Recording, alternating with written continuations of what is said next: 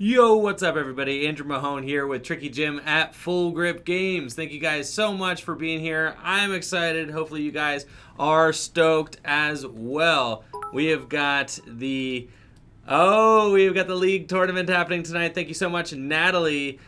She's gifting 115 bits. It is September. This is a Subway promotion they're doing where you get half off subs. If you are on desktop, I have a link for you. You can check it out if you are interested in a new tier 1 sub to Tricky Gym. You could join the gym for half the price. Pretty dope through this Subway promotion that's going on. So I'm going to shout that out. Link in the chat. Thank you guys for being here. Natalie, yes, is Bit Queen right now, top of the Bit leaderboard. We have got an exciting day ahead here, or night, I should say. We're ready to go. I love you guys. Thank you so much for being here. Let's have a great tournament tonight. Really stoked at the numbers that we got. 29 Masters. It's going to be a 5-round tournament here at Full Grip Games. Thank you so much, Joy PTCG, for that sub. Appreciate you. Thank you so much, Joy, for subbing to the channel. Welcome. Getting ready for round 1 of the Full Grip Games League Tournament. We've got Brady Botner on the right versus Jesse Parker on the left. I believe I see some fire business in Jesse Parker's hand, so we might be seeing Reshiram and Charizard from him. I'm not exactly sure what deck Brady has got for us. An exciting night. We just had the Nintendo Direct. I'm excited to go over the new Pokemon that were just revealed from Sword and Shield as well. A great night for Pokemon indeed. Jesse has got a Jirachi in the start, and this does appear to be a version of Turbo Reshiram and Charizard GX. We see him bench that Vulpix there. He's got a Giant Hearth in the hand as well, which he'll put into play. A Dedenne GX can allow him to draw explosively this turn. It's just a matter of, does he want to use Stellar Wish before Dedenne GX or potentially after? He does find a Cherish Ball, which he'll grab. It's going to allow him to go and get a Reshiram and Charizard out of the deck. And we'll see if maybe Jesse can find a Welder for the first turn. Getting a turn 1 Welder is huge in this matchup. Both players are going to... Or not both players. This is not a mirror. Never mind. Brady is playing Malamar. It looks like... yeah, he is getting the Reshiram and Charizard. I was going to say, in the mirror, getting Welder turn 1 is absolutely essential. I mean, you need to get 6 energy Charizard built up as fast as you can.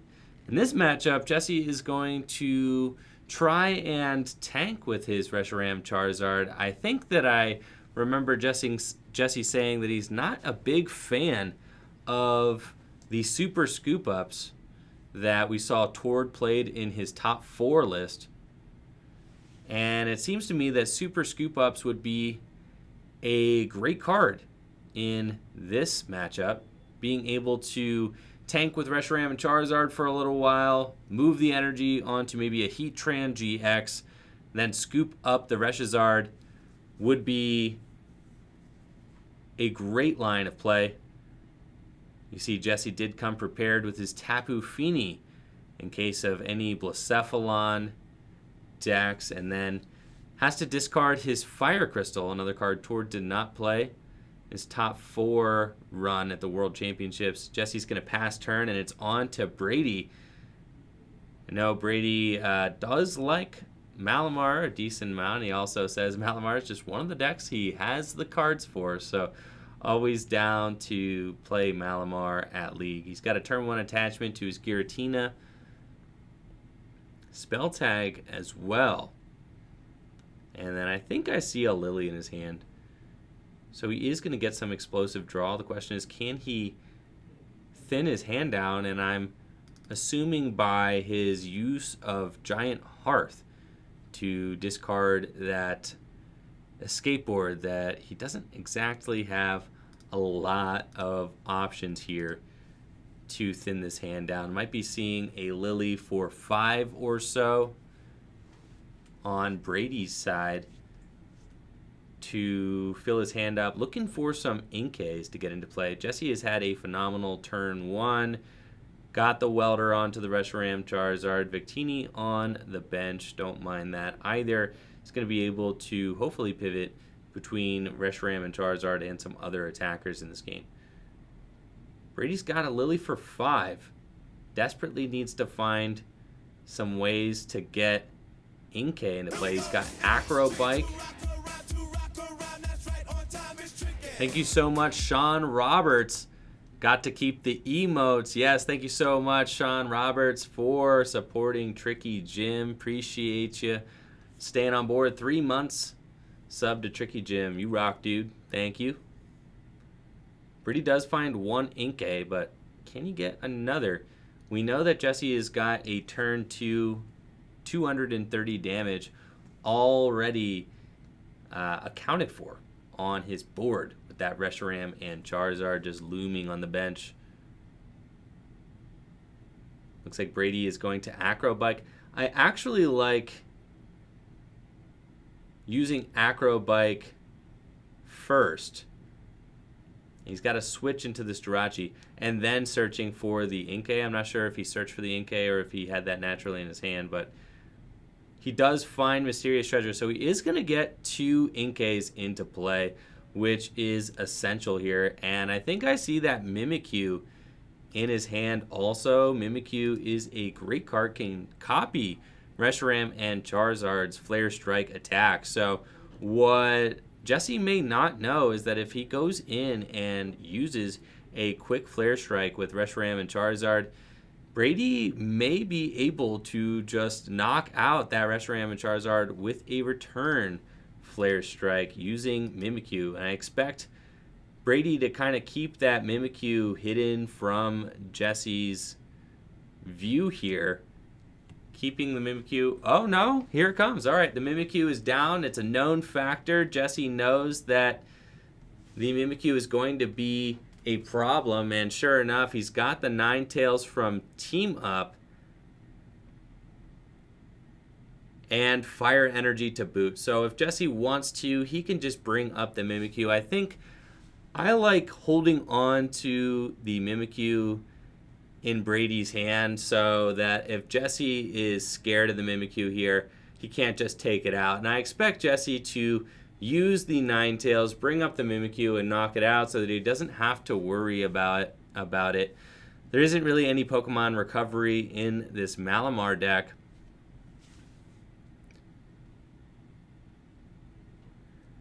So once that Mimikyu hits the discard pile, it's going to be a wrap for that card. I understand why Brady put it down, though. He just wants to have it established on his board.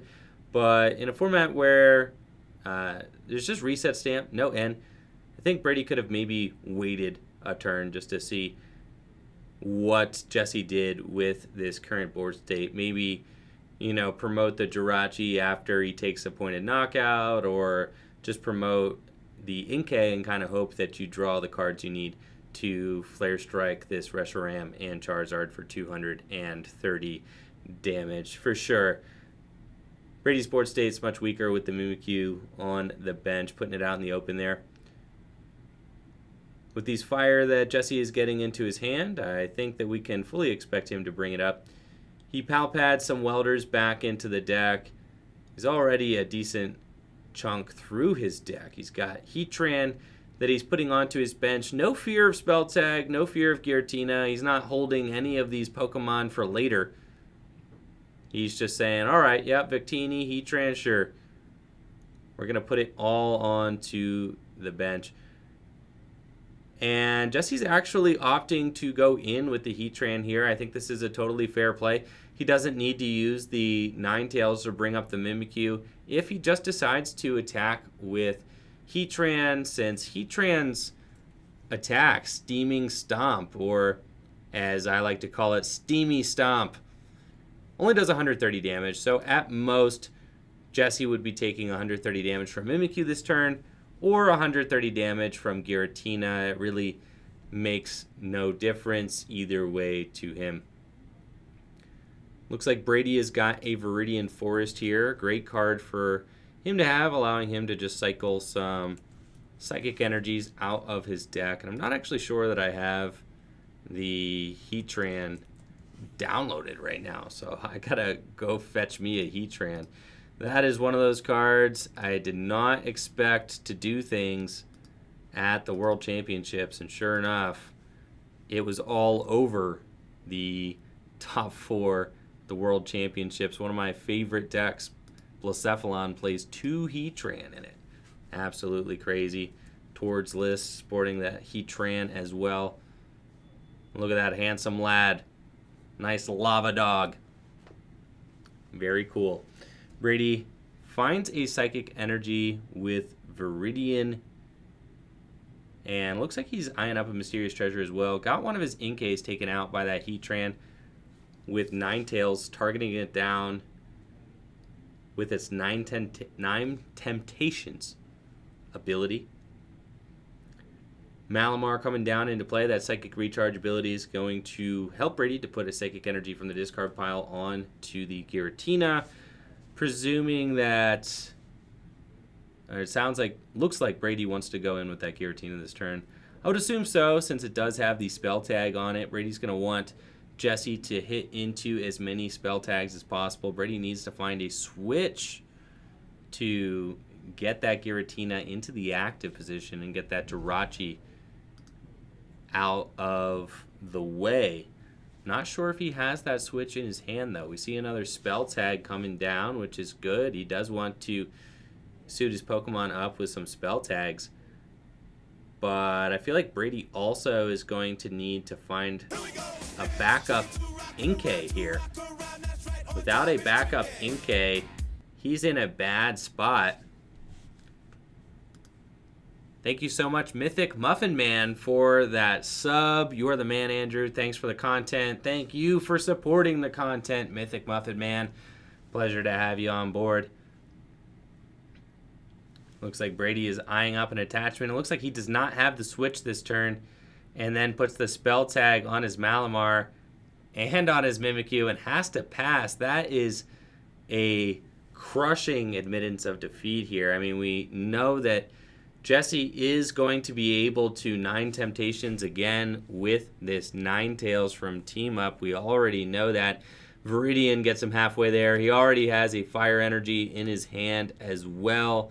So if he wants to bring up that final Malamar on Brady's side of the field, that is going to be no problem whatsoever. And I do expect him to do it. He's eating 40 damage, sure, with the spell tag, but the ability to remove all of the Malamar from play is phenomenal. And I think that we may see Jesse go for that here. That, or he'll just continue attaching energy and just go for the knockout on the Jirachi. Both are good.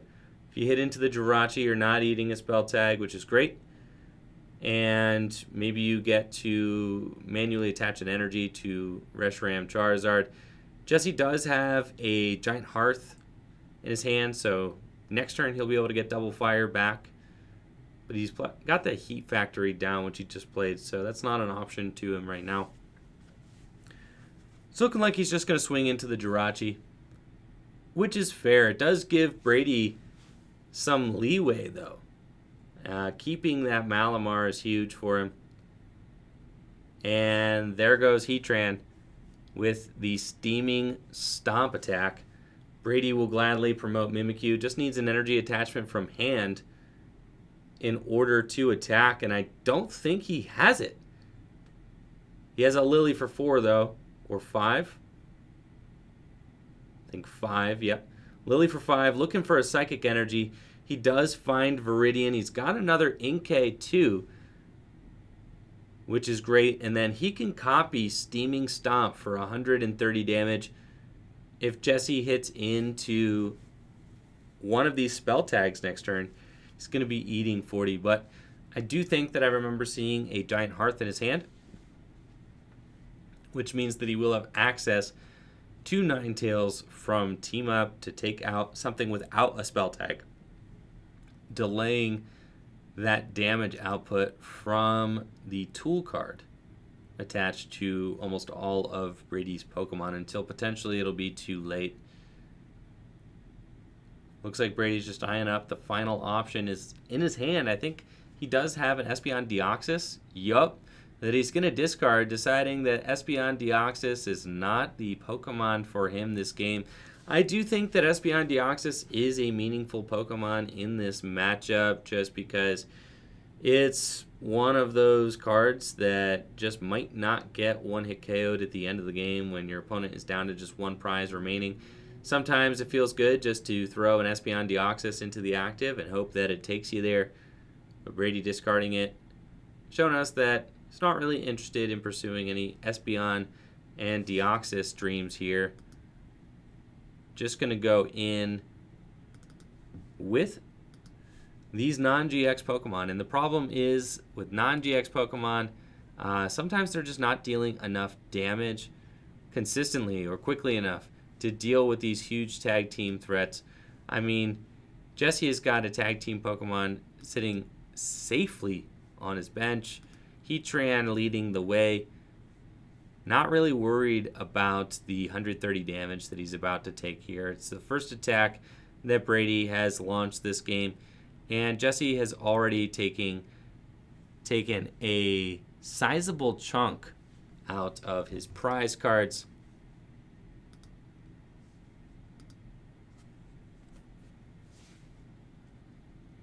And back to Jesse. He's got Heatran. We'll use Giant Hearth here to search 2 fires out of his deck. With all of this energy hitting the discard pile, I do want to eventually see Jesse load some energy onto that Victini, just as reassurance so that we know he's going to be able to get that energy back into the deck here. I mean, the list does run 17, 18 fire. I mean, I know that Jesse's not playing towards exact list, but it probably plays over 15 fire, which is a huge amount of fire energy. That being said, the fire energy, it does run out eventually. And Jesse realizes this, is going to start to put a fire energy onto that Victini Prism Star.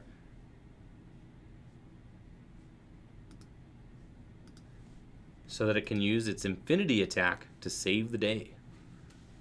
With just 1 fire energy away from attacking, he does feel pretty confident that that energy attachment there is going to get him there. Choosing not to use 9 Temptations, Jesse is still just loading energy up into play. He's going to eat this spell tag damage from the Giratina this turn and take a knockout. The question is he going to retreat his Heatran into a Reshiram Charizard, and are we going to see a Reshiram Charizard attack this turn? Or is it just going to be Heatran? Heatran actually just using its GX attack, and that actually is very confusing to me. Maybe just for the swag of it, but I don't think that Heatran should have used its GX attack there. Should have probably just saved that for later. Hot Burn GX does deal 150 damage to the Giratina, but that could have been accomplished with Steaming Stomp. I guess the concern was that he did not want to get hit with Mimikyu. If he uses Hot Burn GX, Mimikyu cannot copy GX attacks with its attack. So that must be what Jesse was thinking there. I still think seeing the Espeon and Deoxys hit the discard pile in Brady's side of the field, you're going to want to save your GX attack for potentially knocking out a tag team Pokemon at the end of the game. You never know what kind of tag teams your opponent has in their Malamar deck. Really is quite the toolbox deck for sure.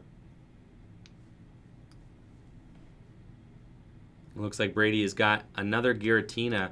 And that's what I was thinking. Like, Brady doesn't want to use the Mimikyu on this Heatran. He's going to continue plugging away with these Giratinas here. He's going to save the Mimikyu for potentially copying a Reshiram and Charizard down the line. That is definitely his prerogative.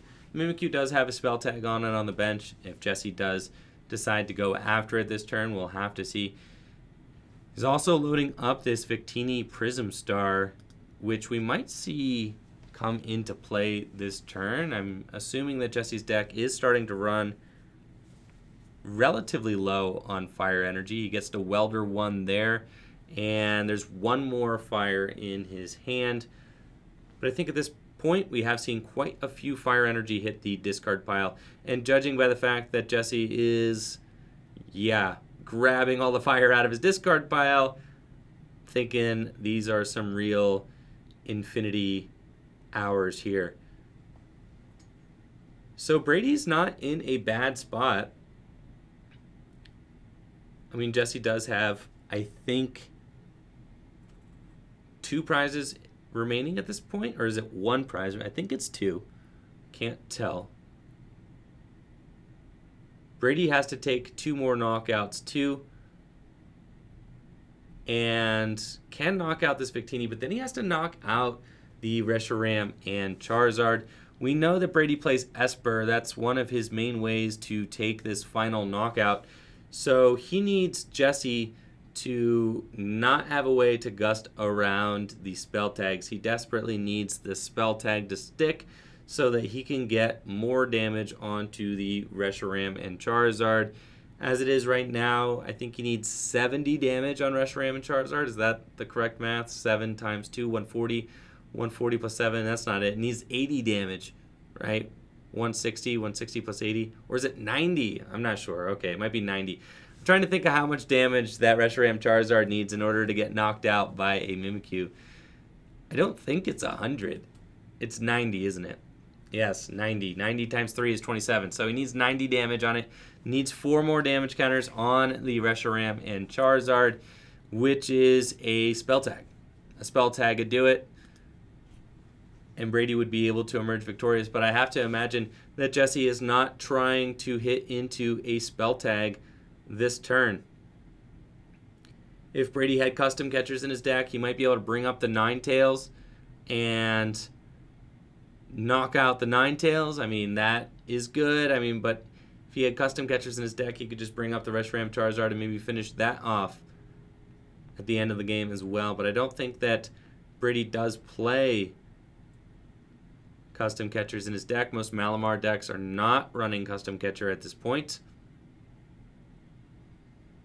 You see Brady at the bottom of his deck looking at the top 5 cards with a Stellar Wish.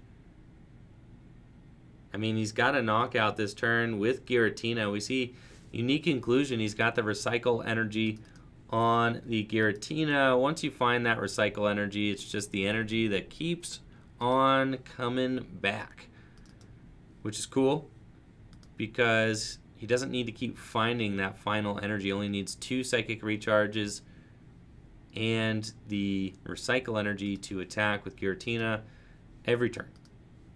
Very neat card there to have in the deck. Brady's coming up with the Giratina, showing that he is going to use Shadow Impact this turn to knock out that Victini. And then it's up to... Wow. And Brady, not even attacking with a Pokemon that has a spell tag. He really can't. So unless he finds a spell tag off the supporter, he's not going to be threatening game, which is really tough. I have no idea how Brady plans on taking out this final Reshiram and Charizard for game, but we will see. The ball's in Jesse's court now. He's got Acro Bike. His deck should be absolutely packed with fire energy. We know because he just infinity'd some energy back into the deck. He's got a fully loaded Reshiram Charizard. It does have 6 damage counters on it. And it looks like he's going for a Stellar Wish.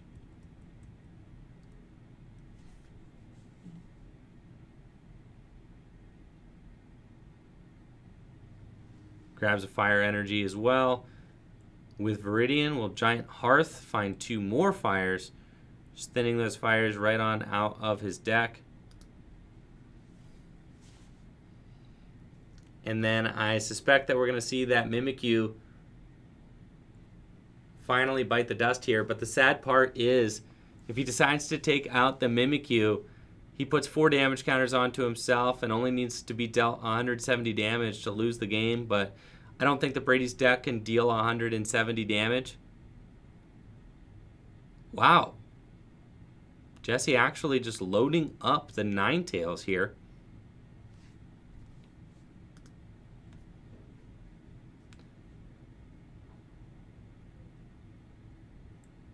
And is going to go in with his Stellar Wish. Finds a Welder.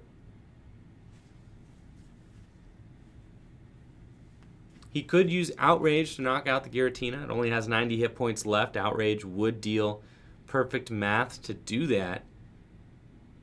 The weird thing is as well, putting the Reshiram Charizard into the active position actually kind of protects it from Meowstic.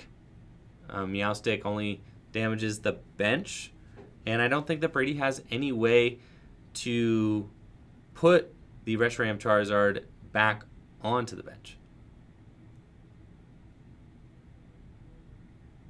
Looks like Jesse is really just using all of the cards in his hand right now, thinning his hand down. And he's got that Ninetales. I think he's got 2 prizes left. Looks like he's attacking with Ninetales. And to be perfectly honest, not exactly sure what that Ninetales does. So I'm going to have to check it out. As far as the attack goes, haven't seen that team up Ninetales really get in there. Apparently, it does 90 damage. So he can bring up this Malamar and use Flametail, going down to 1 prize remaining. And it's heartbreaking. Oh, it looks like... Does Brady actually have custom catchers in his hand? I feel like he does. Maybe he does have custom... Those are custom catchers.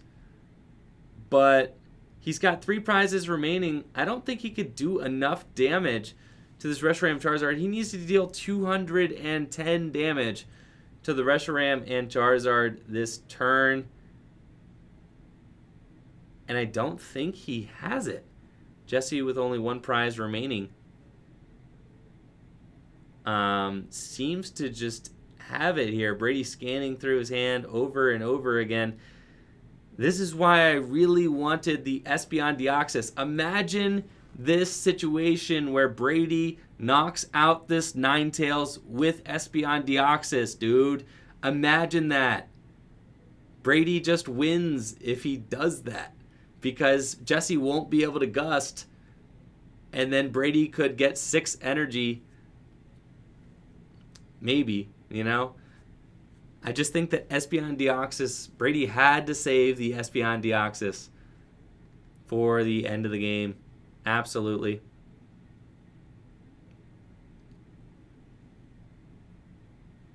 And it looks like we're bringing up to Denny here.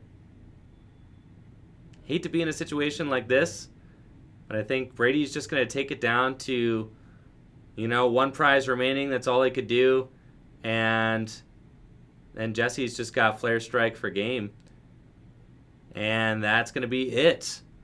Very close match indeed. Jesse emerging victorious here with Reshiram and Charizard GX, taking out Brady's Malamar deck. A close match. We're going to get Jesse back here to talk a little bit about Reshiram and Charizard. Definitely one of the most popular decks in standard format right now. And we're going to talk to him what he thinks about this matchup.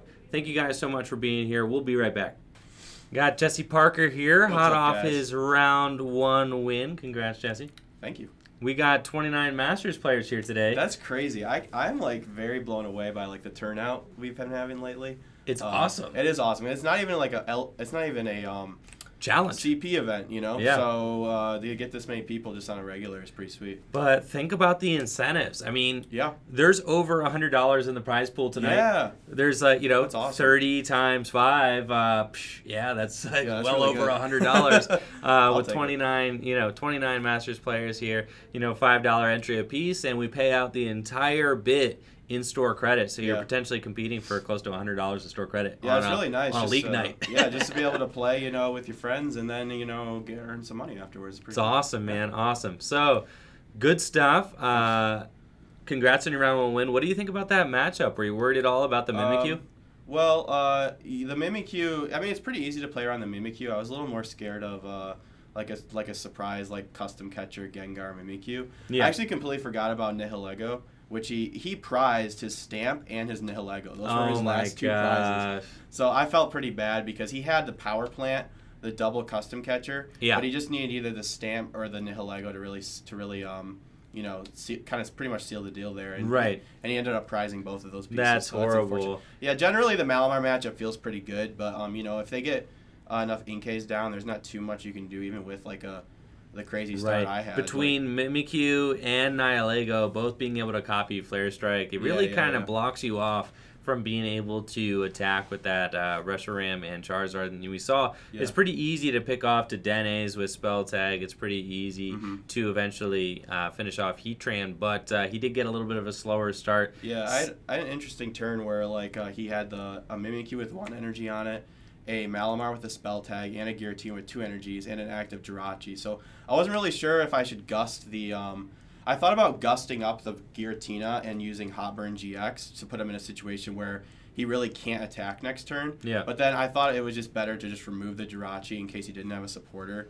And I think he was that's relying the on safer that. play. Yeah, save my energies to gust up a Malamar without a Spell Tag. Or gust around Spell Tags. Yeah, that's what, because you really don't want to trigger the Spell Tags, because in that Reshizard build you don't have healing, so, and I don't have Super Scoop Up, so I really have no. I was assuming that you weren't playing the Super Scoop Ups, and that is, I guess, traditionally how that deck would have dealt with the Malamar stuff. I was disappointed to see Brady discard his Espeon and Deoxys. You never know. Yeah, I was a little surprised by that as well. You never know when that's going to come into play, especially with you using your Hot Burn GX early, and then you don't have a way to knock out the Espeon Deoxys there at the end of the game when you attacked with Ninetales. If he had just brought out Espeon Deoxys and knocked out Espeon Deoxys, he buys himself 1 more turn. Yeah, true. With if he knocks out Ninetales with the Espeon Deoxys. Ninetales, That's what I mean. Yeah. So I was disappointed to see that, but still, I mean, it was super close. Brady did have the custom catchers in his deck. He did, He had the Nihilego, so he had all the answers. Very cool. Yeah. So any different thoughts on Standard? Still just cruising forth? I saw you won a League Cup, right? Yeah, I won a League Cup. Oh, yeah. Thank you. With that same deck, so same exact 60 cards. So it's a really strong list. I honestly just think it's like easily the best deck in format. It's just so fast and aggressive. Not a lot of decks can compete with it. I don't know. I honestly think we have a really established like tier 1 decks at this point, and I don't think a lot's going to change. The surprise deck will probably pop up in Atlantic City, maybe 1 or 2, piloted by like a good player. But I honestly think we have an established like top 4 decks. The card pool is so small. Yeah, that there are the card like pool's so small. It's so small that there are like these number of decks that have the consistency to really compete. And then everything else, it's like it might be a neat idea, but it just doesn't have the card power there to like kind of really flesh out those ideas yet. Yeah, I would agree with that. Yep. Awesome stuff. Well, congrats, Jesse. Good luck in your second round, and hopefully we'll be seeing you back here momentarily. All right, we're all ready for round 2 of the Full Grip Games League Tournament. We've got Matt Price on the left versus Holden Sheeks on the right in what appears to be a Reshiram and Charizard mirror match, something that we are definitely going to see a lot of in this format. Reshiram and Charizard quickly becoming the deck to beat in Standard, and I think those are those nice energies there from Holden's side of the field. Nice old school energies. I forget which sets in particular they're from. I feel like it's early EX era, the original EX era. Very cool. Fire energies there. Holden starting off with the Vulpix in the active. Acro Bike gets to look at his top 2 cards. Discard 1, keep the other And really considering this, his hand is full of fire energy. There are a ton of fire energy in this hand. And looks like he's going to discard a full art welder there. And he's got another one. We'll welder one onto the active Vulpix, finds a Pokemon communication, and we'll be able to trade the Ninetales into his deck in order to search out probably a Reshiram and Charizard. He does have a welder and a ton of fire energy in his hand, so he'll be able to build up a turn 2 Flare Strike, but not going to have the cards he needs to get a Double Blaze GX going very quick. And apparently the real Jacob says they are from Hullum Phantoms. Thank you, real Jacob. Yes, they were from the early EX era. Got it. Hullum Phantoms is the set that these fire energy hail from. Looking very nice on Holden's side of the board. Vulpix there holding down the fort in the active. I suspect Holden to keep that Vulpix there. And we'll see if Matt decides to go in for a turn 1 attack. He's got a Jirachi on his field. Really could go anywhere from here. Holden at least is established with a Charizard and Welder and Fire in hand. If Matt can't find a Charizard or can't find an attacker this turn, it could be a tough go for him. But it looks like he's got all of that and more in his hand. He's got Giant Hearth. I see some Pokemon as well. Before he does anything, he's going to go for a Stellar Wish with Jirachi. A lot of times I do like to Giant Hearth first just to thin the deck and create some stronger options off of the Stellar Wish. Looks like Matt has everything in his hand except for Welder. And that can be the most difficult part about playing this deck sometimes, is just not finding Welder. There's only 4 Welders in many of these Turbo, Reshiram, and Charizard lists.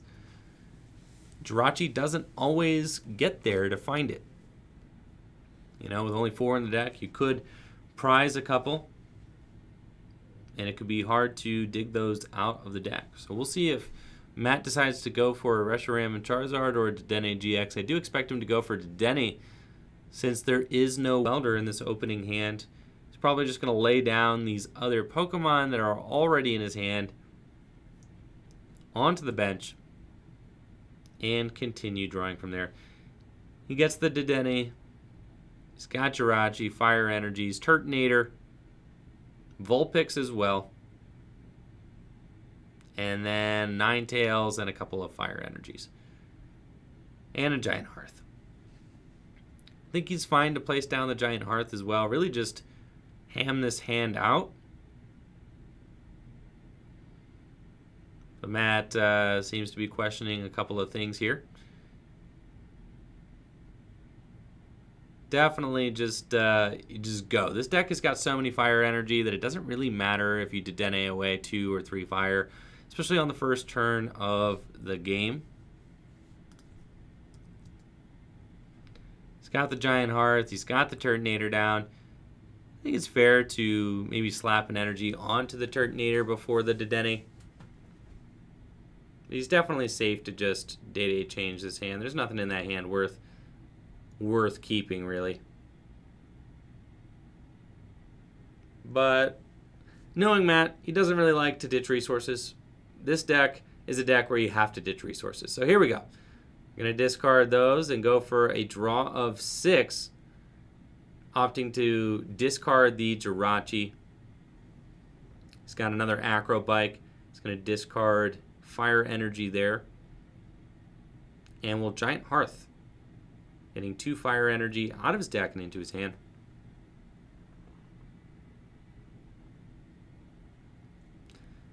We got Drew in the chat, says, thanks, Andrew. This channel helped me get back into the Pokemon trading card game, especially during this year's rotation. Haven't played since 1999. Me and my wife have been playing a few games every night. It's really exciting, Drew. It's one of the coolest things is kind of rekindling your love for Pokemon and the Pokemon trading card game. So it's really encouraging to hear, and hopefully you and your wife have many more fun games ahead. So excellent stuff, and happy to have you as part of the community. So it looks like Matt just ends up with an energy on his Turtonator, unable to find that turn 1 welder. And the ball is back in Holden's court. Holden actually has a stronger board position here than Matt. He's just got that welder. I mean, he's got turn 1, turn 2 welder. I know Matt would have loved to have seen that. He finds a Jirachi and a Dedenne GX as well. 4 energy on the Reshiram and Charizard. Holden deciding if he's going to go in. I think that it just makes sense. You know, if you are Holden here, you know that Matt has no way to knock out this Reshiram and Charizard next turn. There is a finite number of energy Matt can put into play, and the energy needed to knock out Reshiram Charizard is outside of Matt's capabilities. He can only welder and attach. That's +3. Turtonator can only deal 200 damage next turn maximum, and Holden can just proceed forward taking knockouts. I mean, maybe he gets to take 3 prizes, knocking out the Jirachi and then Dedenne. If he's got Fire Energy and Ninetales, he could just bring up the Dedenne GX and knock it out right now, which is scary if you're Matt. Matt definitely has to be concerned. And this is typically how I've seen the Reshiram and Charizard mirrors go. The player who gets the first big Charizard is often the winner. There are some options Matt has. I mean, I guess if he were somehow able to get all of his deck's Fire Energy into the discard pile, he could potentially take a knockout this turn with Victini Prism Star. Sure, it is probably possible. We would have to actually count how many energy it's possible for Matt to get into the discard pile this turn, because it might not be possible. But I just don't think it's possible. We'll see. Matt does have a Cherish Ball here. He's going to search his deck for a Pokemon GX, either his own Reshiram and Charizard or another Dedenne GX. Looks like he's finding a Dedenne here. Still not happy with his draws. And looking to churn through his deck a little bit more.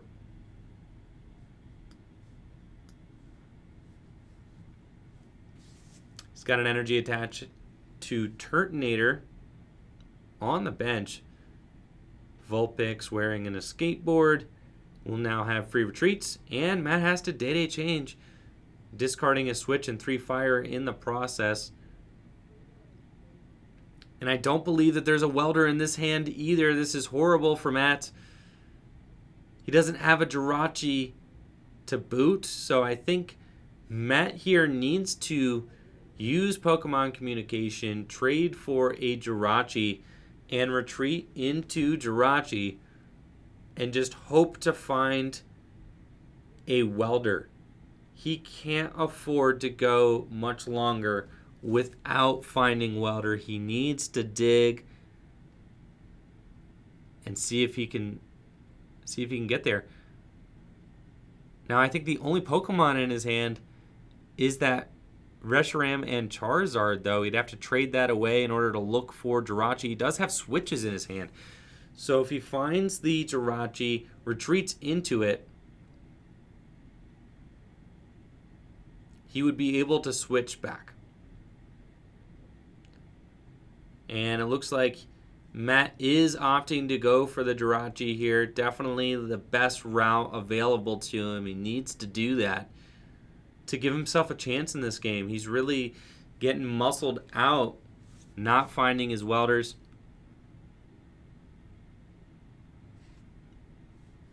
And then we're going to see that Jirachi make its way onto the bench. And Vulpix will retreat for free using a skateboard. Matt's going to use Giant Hearth, though, to thin his deck just a little bit more. Checking the deck, making sure there are actually welders in there, right? Not just imagining things. I didn't prize all 4 of them. There are welders in the deck, yes. Very good. Here comes Jirachi. Stellar Wish, looking at 5. And there is a welder. Finally. 2 Day change and multiple Stellar Wish later, there is a welder. So, at this point though, Matt has to decide if he's going to continue putting energy onto this Turtonator. I feel like he has to. Matt's route this game is going to be to attack with Turtonator and then to attack with Victini Prism Star. That's it. He can win this game. He's got to hope that the Turtonator makes it through the turn, though. And next turn, it will be possible for Matt to take a knockout on this Reshiram and Charizard with Turtonator. All the energy will be in the discard pile after that Turtonator attacks. And then maybe Victini Prism Star can come screaming in for a big swing at the end of the game. I really appreciate that. May Pull says that the production quality is great, better than regionals. I really appreciate that. Everybody here in the scene does really nice work and works really hard at what they do. But I do appreciate the compliment, May Pull. Thank you very much.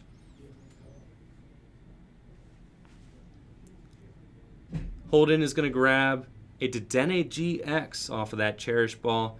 Play it down, discarding his whole hand. Doesn't care. We're just shipping it. 6 new cards into the hand. Got Heat Factory, a Skateboard. Potentially looking for Ninetales. I do see a Pokemon Communication in his hand as well as a Vulpix.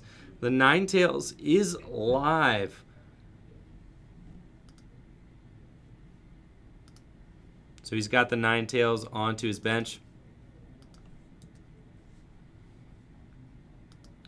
And then we'll be able to use 9 Temptations with Giant Hearth here, fetching those Holland Phantoms energy out of the deck.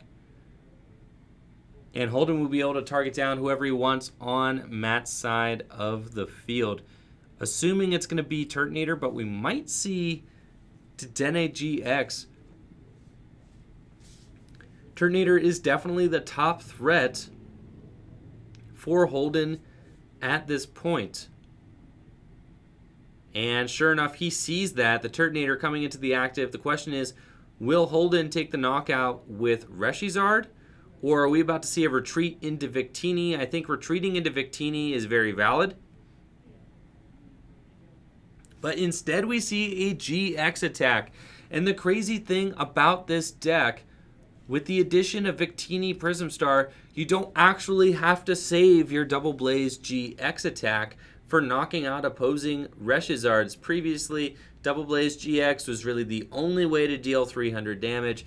Now, Holden has got 2 options in the bank that can each deal 300 damage. Both Turtonator and Victini Prism Star can deal that 300 damage to Matt and take a 3-prize turn. Now, if Matt gets enough fire energy into his discard pile, he's going to be able to take a knockout on this Reshizard with Victini Prism Star. We see he's got the Victini in his hand. He's got a Welder in his hand as well. Mixon in the chat says, does anyone ever wish they could just drive 30 hours up to Full Grip for one of those league tournaments? Because I do. Well, we would love to have you, Mixon. For sure, for sure. And we do have lots of league cups here. I mean, 30 hours is quite a bit, but we do have people travel for league cups every once in a while. So we had someone fly in from New Jersey to hang out for a league cup. So definitely not out of the question. If there's ever a doubleheader league cup weekend, you could always just fly out and have yourself a Pokemon weekend up in Northeast Ohio. We got doubleheader League Cup weekends all the time up here, so.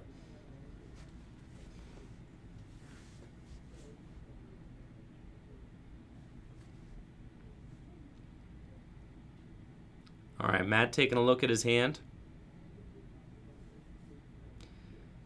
Trying to figure out how to deal with this Reshiram Charizard. He's definitely on the back foot in this mirror match so far. He's going to Giant Hearth, find 2 Fire Energy out of his deck. Actually just failing it. He's just using the Giant Hearth to discard more Fire Energy, it appears. And it looks like Matt may have shortchanged himself. Yes, he doesn't have the Fire Energy needed to take the knockout with Victini. There's not enough. And he says, I just can't do it. So Matt getting too far behind in the Reshiram and Charizard mirror match, extending the hand and conceding to Holden Sheiks, whose Reshiram and Charizard deck really got off to the races there very quickly. We're going to get Holden Sheiks back here momentarily to talk about his Reshiram and Charizard deck and why he chose to play it at this nearly 30-player league tournament tonight. So sit tight. We'll be right back. Yo, we got Holden here, hot off his round 2 win at the league tournament. How you doing, Holden? Off his round. I see what you did there. Yeah, hot. Yeah, fire. Hot as flames. Yes, with that Reshiram Charizard deck. So how'd you feel in that match? I wasn't sure what to think about in the Ditto. I did change a little bit from my last list to try and put in the Volcanion. From a friend recommended me that the Volcanion was like good in the mirror because like you go second and you set your Zard or whatever. You can just if you have trouble finding your welder, which we saw Matt couldn't find welders early, then you could just get the Volcanion and use that. Right, sort of the same case here because I used 3 welders. Right. Exactly. So I do think the Volcanion could be very good, especially since in the mirror match, a lot of times it comes down to who gets that first big Charizard. So I've yet to use it, but I'll try it. I'll still keep it in, Well, without Nest Ball, finding those one of non-GX Pokemon can be really tough sometimes. Oh, yeah, you highly rely on your Pokemon communication. Right. And, draw, yeah, it's like sometimes you're setting up Ninetales. It's not always the easiest thing to find on the first turn of the game, right? When which is when you want Volcanion. Right, into the active, for sure. for sure. So, still on Reshizard, is it still your favorite deck you're thinking in Standard? Well, okay, I have another project in mind. I was trying to work on Dragonite, actually. Okay, some with stuff going Mewtwo and Mew Tag Team GX using it, or no? I'm actually the Dragonite version I'm playing is the one with the baby Dragonite, the one that attaches the energies. Okay. I'm surprised that the build I have actually gets out the Dragonite, so that's a progress. Well, you use Lance, I assume, right? Right. There's Lance, there's Candy support, all that kind of stuff. Right. And it was just such a struggle for previous playtesting, and I'm just happy it works. Now I just need to actually find a reason to play it. Very cool. So is your main attacker the Dragonite then? Both Dragonites. Yeah. Both and Dragonite GX as well. Yeah. Okay. All right. And triple acceleration energy. Yeah, we still play triple accel. We still play. That's pretty cool. Yeah. Awesome. But so neat still stuff. Reshizard Well, I look forward to hopefully eventually seeing that deck pop up at League then. That'd be a lot of fun. Gotta find her too. Yes, that would be a lot of fun to see on camera. So, awesome stuff. Well, congrats on your win, Holden, and hopefully we'll be seeing you in the later rounds of the tournament. All right, y'all. We are ready to go here. Natalie confirming this is a Malamar mirror we got for round 3. Sick. Ready to go here. Getting ready for the third round of the... we're going to do that one more time. Getting ready for the third round of the Full Grip Games League Tournament. We've got Donald Aschbacher on the left versus Andrew Barlow on the right. And this is apparently a Malamar mirror. And we know how interesting these Malamar mirrors can get. Andrew Barlow starting with his Latios GX. That is not the Pokemon he wanted to see in this Malamar mirror, though it does have free retreat, which is very good as a starting Pokemon. Starting with a Pokemon GX in a mirror match that can really come down to the wire is going to be very tough for him. Donald, on the other hand, has started the ideal starter for the Malamar deck. Has got himself Stellar Wish Jirachi in the active. Is going to be able to use that Stellar Wish to help him find trainer cards off of the top of his deck, hopefully finding some mysterious treasures there. And looking for Inkcase. Finds a mysterious treasure and a psychic energy off the Acro Bike, and it's an easy choice. Mysterious Treasure. Gonna allow him to search his deck for another Inkay, and I believe I see an Inkay already in his hand.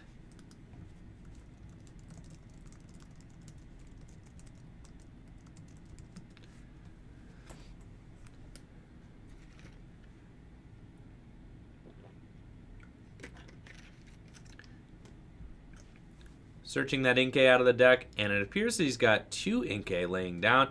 He's got a Pokemon Communication as well, and still a Stellar Wish. Finding a Lily here would be huge if he can do that. And those Golden Ultra Necrozmas, check that out.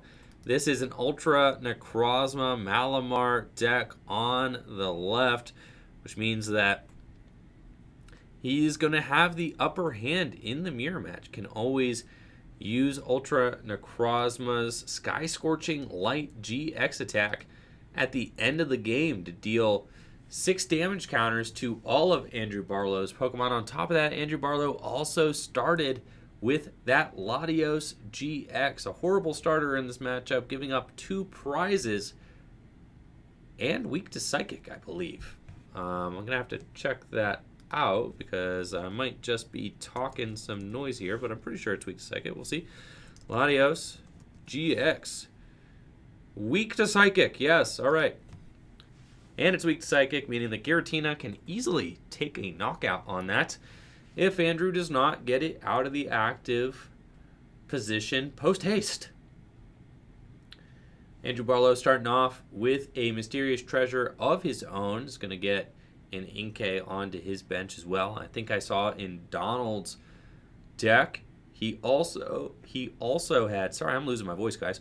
He also had an Espeon and Deoxys Tag Team GX, whose cross-division GX attack is going to be able to snipe 10 to 20 damage counters on Barlow's side of the field. Looks like Barlow also has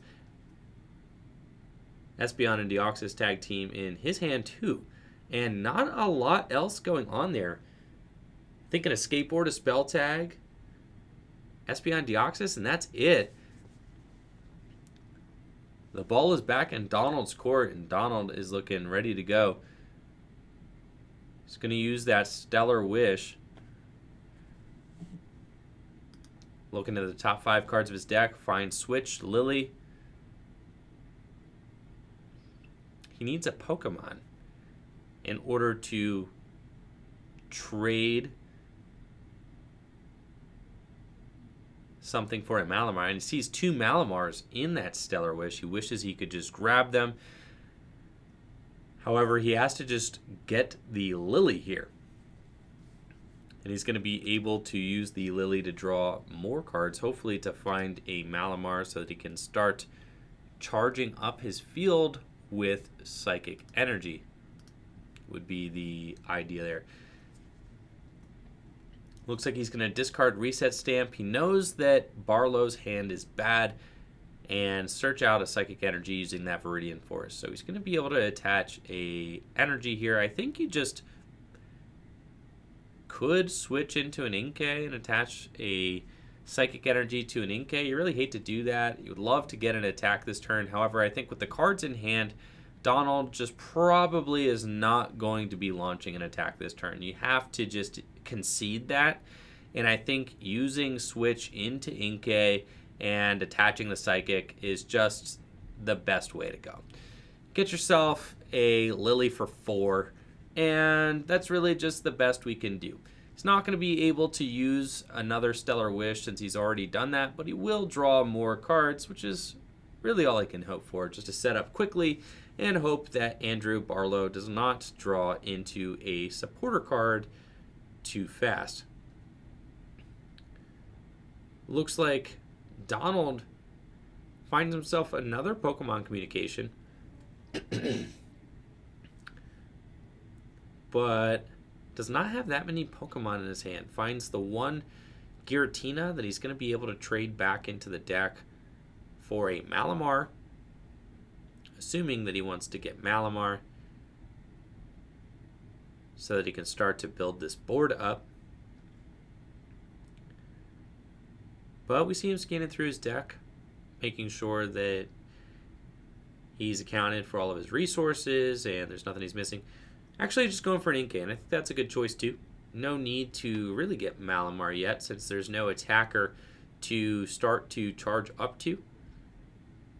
He's going to place that down onto his bench and pass. So a slow turn 2 here. Barlow not really finding anything himself off of the top deck. Going to search his deck with Viridian Forest, discarding his own Viridian Forest since he knows that that is just going to stay in play at this point. That Viridian ain't going nowhere. The crazy thing about the Latios GX is that it's got that power bind ability as well. So even if Barlow wanted to go in and potentially use the Latios GX's GX attack, wouldn't be able to unless he can find a full bench first. The GX attack could be really good since he does see that his opponent is playing an Ultra Necrozma version of the deck, but Power Bind is going to keep him from using that attack. Clear Vision GX would stop Donald from being able to Sky Scorching Light, or Cross Division for that matter. But I think Barlow is going to want to use his own Cross Division in order to try and take this win.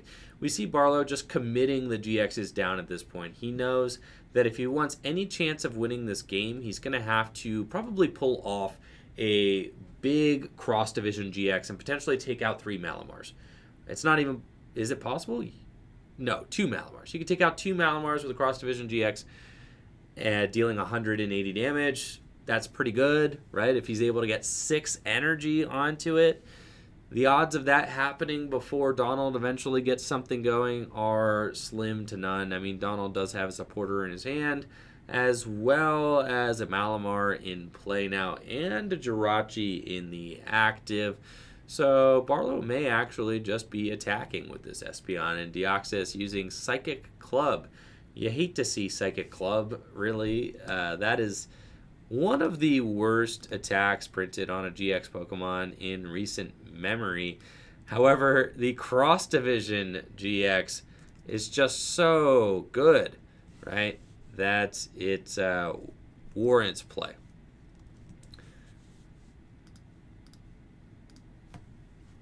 We'll pull up that Espeon and Deoxys here onto the screen so we can take a look at it. Yeah, Psychic Club, 10 plus 30 more for each of your benched Psychic Pokemon.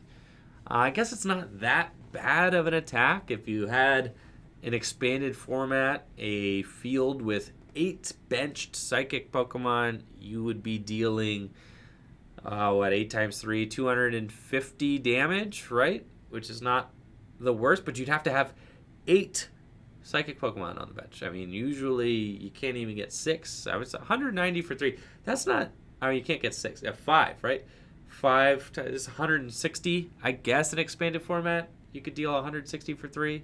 It just seems underwhelming compared to all other tag team Pokemon's attacks. But Cross Division, I mean, that's why we're here. So, Cross Division GX, definitely an incredible attack. We saw it in Henry Brand's World Championship winning list.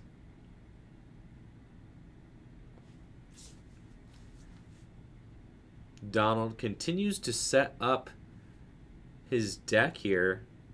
2 Malamars, Giratina on the bench, Jirachi in the active. And Barlow has not played a supporter yet, but has managed to get Malamar into play.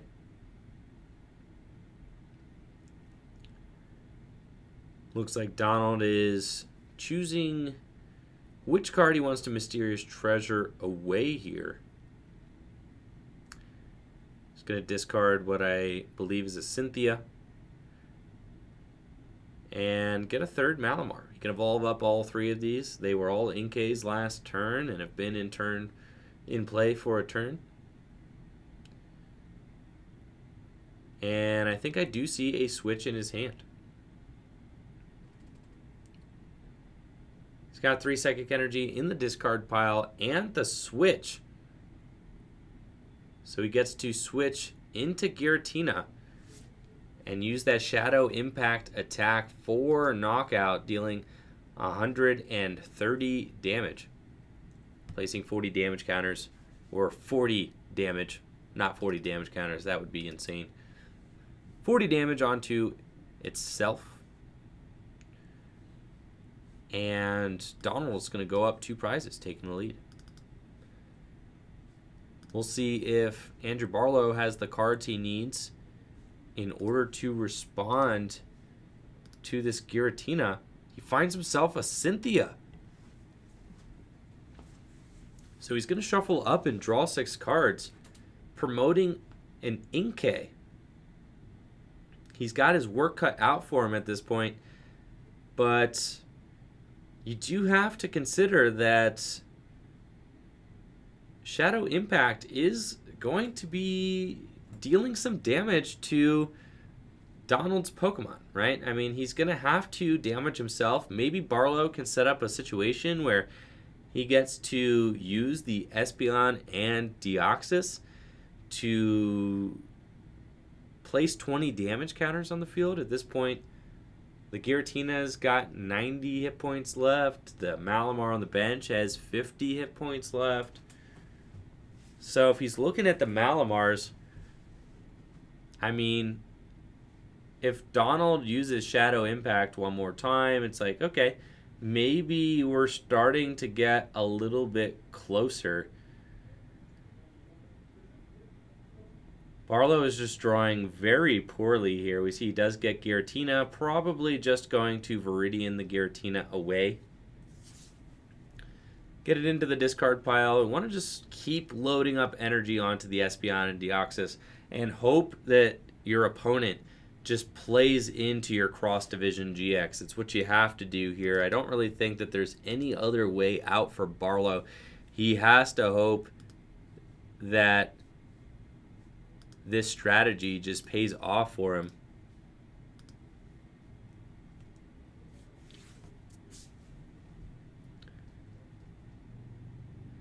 So he gets the Psychic Energy off of Viridian Forest. Going to put it into his hand here. And I hope we see these energy come down onto Espeon and Deoxys. I think you got to be all in at this point. We're just accelerating onto Espeon and Deoxys. Yep, going for a 6 energy cross-division GX. Listen, Barlow, you might not win this one, but at least you're going to go out in style here. Yep, placing damage counters all over the place. And I think if we get one more pass here, you know, if Donald just performs one more Shadow Impact, it's going to be 40 more damage in play. Right now, Donald has got 100 damage on his side of the field. That's 1 Malamar's worth of damage there. He's close. Barlow can't actually knock out 3 Malamars next turn, but he could certainly knock out 2. He's there and can easily knock out 2, assuming Donald is not going to place the Shadow Impact damage on his own Malamars. Barlow may be able to knock out 2 Malamars and the Giratina. If the damage gets placed onto the Giratina with Shadow Impact. I mean, I haven't done the math yet, so let's think about it. Giratina has 130 hit points, and with 80 damage on it, it would have 50 hit points left. Then Barlow could certainly knock out, do 50 to the Giratina, 40 to the Malamar, 90. He could knock out the Giratina and 2 Malamars and have a couple of damage counters left over.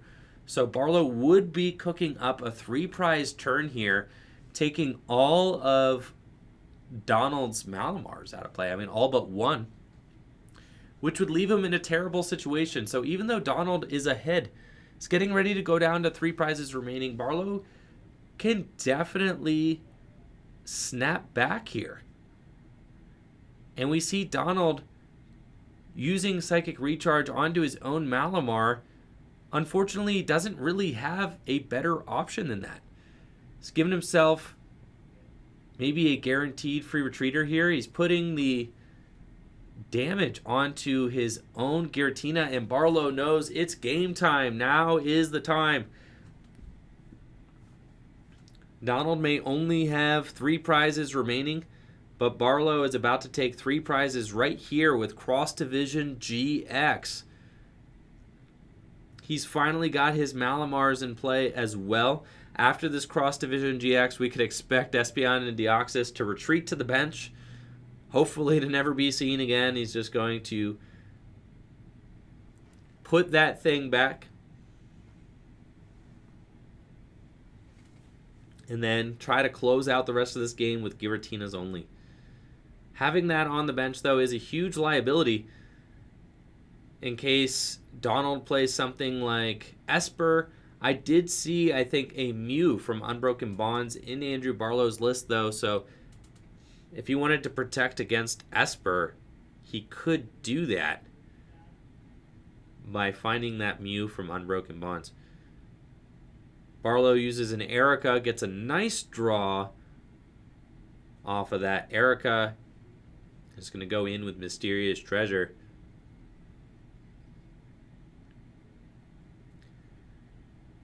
Another Inkay would probably be fine at this point. How many Malamars do you really need? I guess 3 is the magic number. You get 3 out, you are guaranteed to be able to attack with your Giratina every turn. And thank you so much, Blizzy Memes, for the 100 bits. Andrew, what's your go-to and favorite deck right now? I've been playing Mewbox. Blizzy Memes, thank you so much for the 100 bits.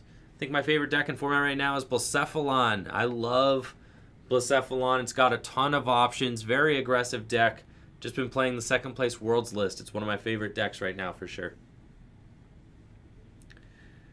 Barlow is grabbing that Psychic Energy out of his deck with Viridian Forest.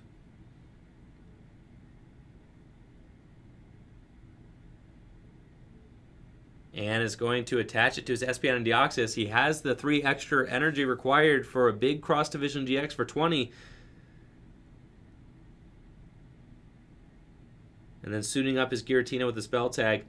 This is going to be disastrous for Donald. We'll see if his board can sustain a hit like this. And there he goes with the GX counter. Barlow is going to get to place 20 damage counters. I expect to see 2 Malamars go down, as well as the Giratina. He's placed 90 so far.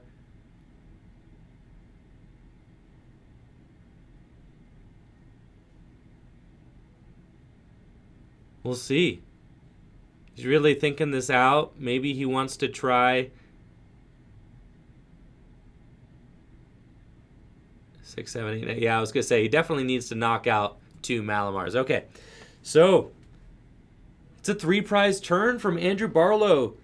The Giratina and 2 Malamars going down. Now I believe, we'll see. Does that trigger Spell Tag? I need to look up and read Spell Tag. Alright, Spell Tag reads, when the Psychic Pokemon this card is attached to is knocked out by damage from an opponent's attack, no, Spell Tag is not triggered because technically that is not damage dealt. They are damage counters placed. And the difference in wording means that Spell Tag is not triggered. And Andrew Barlow takes no damage in return on his Espeon and Deoxys. That is a phenomenal play from Andrew Barlow. Awesome stuff. 6 energy on that Espeon and Deoxys could be the key to winning Andrew this match. I mean, Donald's got another Inkay coming down on the bench, is going to try to build his board back up, but we know that he's not going to be able to attack with Giratina this turn. There's not enough Malamars in play to make that happen. So unless I mean, he can't even do Mimikyu, right? We could see a Sky Scorching Light this turn. It's possible. We do see an Ultra Necrozma in Donald's hand, but this is not the time for Sky Scorching Light either. Donald has not been able to build up any sort of damage on Barlow's field, so Sky Scorching Light is not going to put in the work it needs to close this game out right now. We could see the Ultra Necrozma just go in for a Photon Geyser attack. I mean, that might happen too. It wouldn't be a knockout, but it would be an attack. I think either way,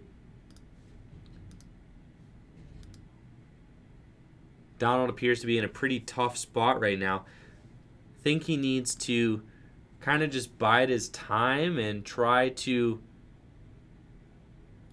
Oh, wow, there's 2 Giratina Pinks right there with Distortion Door. Now those Malamars are just 1 away. Maybe we are going to see this happen. I mean, yeah, this probably going to be the Scorched turn. I didn't realize he had 2 Giratinas in the discard pile. So here it goes. Sky Scorching Light. Going to put both of those Malamars at just 10 damage remaining. No! He doesn't Sky Scorching Light. Oh! He just uses Photon Geyser. Okay, hitting the Espeon and Deoxys for 100. I was thinking that we were about to see a Sky Scorching Light putting... Oh, the Inkay would have gotten knocked out as well. And then all Donald would have had to do is maybe force 1 more Giratina ping or an attack with Mew from Unbroken Bonds. If he plays Mew from Unbroken Bonds, could have been another way to maybe finish off this game. Either way, it's very close. That Ultra Necrozma is going to be tough for Barlow to knock out. I mean, he's got 3 prizes remaining. He knows that he doesn't really have a way to one-hit KO the Ultra Necrozma. He's just going to swing into it.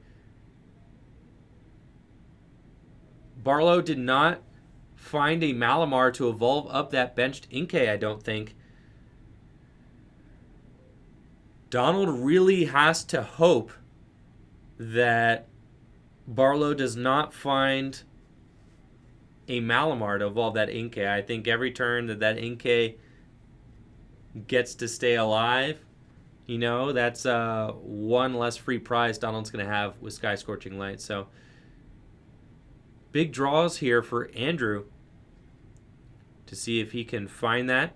He's already got the Giratina in the active. He's already got the spell tag on it as well. And the Espeon Deoxys safely on the bench, having done its job, taking 3 prizes with its GX attack. Barlow going to net 6 cards off of this Cynthia.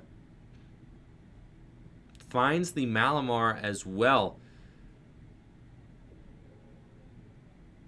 And then we'll see what kind of shenanigans he has to wrangle together the remainder of these prizes. I think if he hits this Ultra Necrozma for 130, and then if Donald knocks out this Giratina with a spell tag, Barlow actually just takes a prize, potentially by just knocking out the Jirachi with the 30 damage on it already. The 40 damage there would be enough. And then maybe Barlow can use Esper to finish off this Ultra Necrozma if it retreats to the bench. But at this point, I think Barlow has got a wrap on this game. I don't really see Donald being able to pull this off unless he has Esper in his deck. Esper could potentially finish this game for Donald, but he's not going to have a chance to put it into play because his bench is jammed. So it's weird. Donald needs to free up his bench to get an Esper out, but he might not even play Esper since a lot of these Ultra Necrozma versions of Malamar are really just focused on taking big knockouts and less so on sniping damage. Donald's going to discard his other Ultra Necrozma in hand. Looking at his deck, there's no energy left in the deck. Crushing to see no psychic energy left means that we're not going to be able to see a Photon Geyser or a Sky Scorching Light from just a manual attachment this turn, I don't think. Unless there's an energy in his hand, there is not. He has to get that Ultra Necrozma out of there, but I think it might be stuck. Unless that's a switch in his hand. It is a switch. He has a switch. He can switch into Jirachi.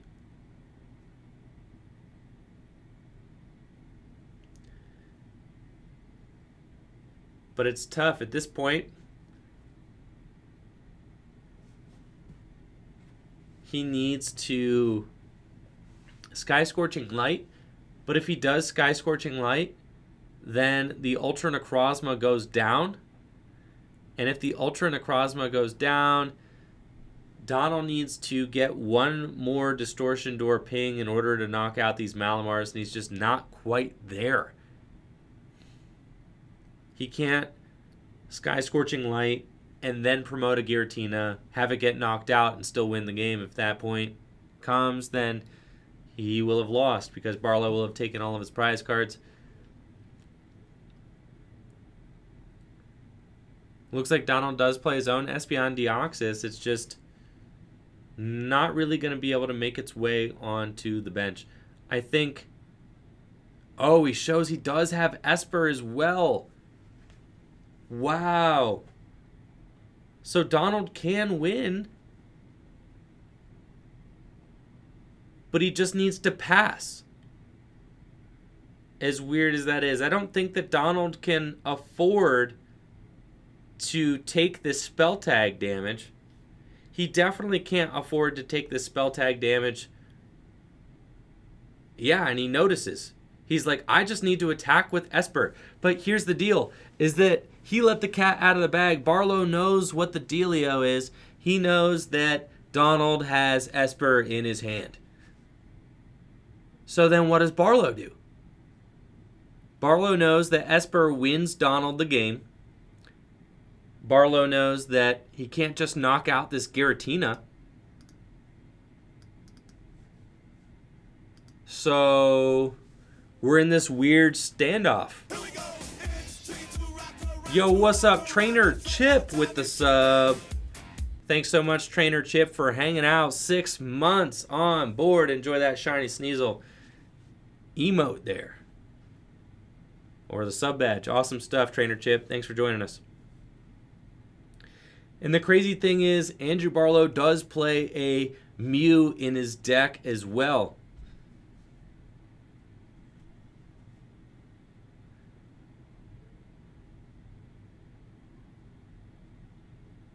So Barlow's going to get that Mew, but he can't take a knockout or else Donald's going to be able to use Esper to clean up the game for 3 prizes. So it's just this weird standoff. Neither player wants to give the other player room on their bench. So it looks like, I think Andrew kind of recognizes this, and I think Andrew also knows that he has more cards in deck than Donald. Looks like Donald only has 1 card in deck remaining, and Andrew Barlow is just going to try to let Donald deck out. And I think that's exactly what we're going to see. Because Donald put in energyless Giratina in the active position. It's a horrible situation for Donald. He kind of needed to attack with Giratina. And yeah, this Cynthia here is not doing anything. Donald has seen all of the resources in his deck. He doesn't have, I don't think he even has a switch. And this is just going to be deck out.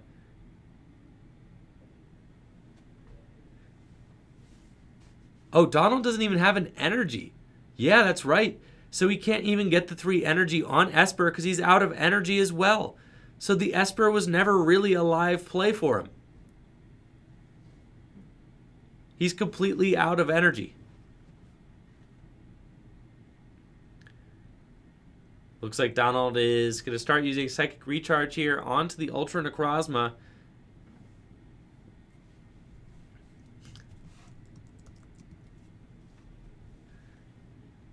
And Andrew Barlow, I believe, is just going to continue passing. He knows what it is. At this point, it's just a matter of time. Oh no, Donald does have the energy. He has a Beast energy. He can use that for Esper. Yeah, the Beast will count. Yeah, he's got the live Esper play, but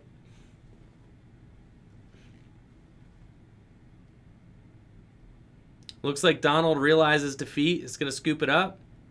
Or is Barlow scooping it up? Which player conceded?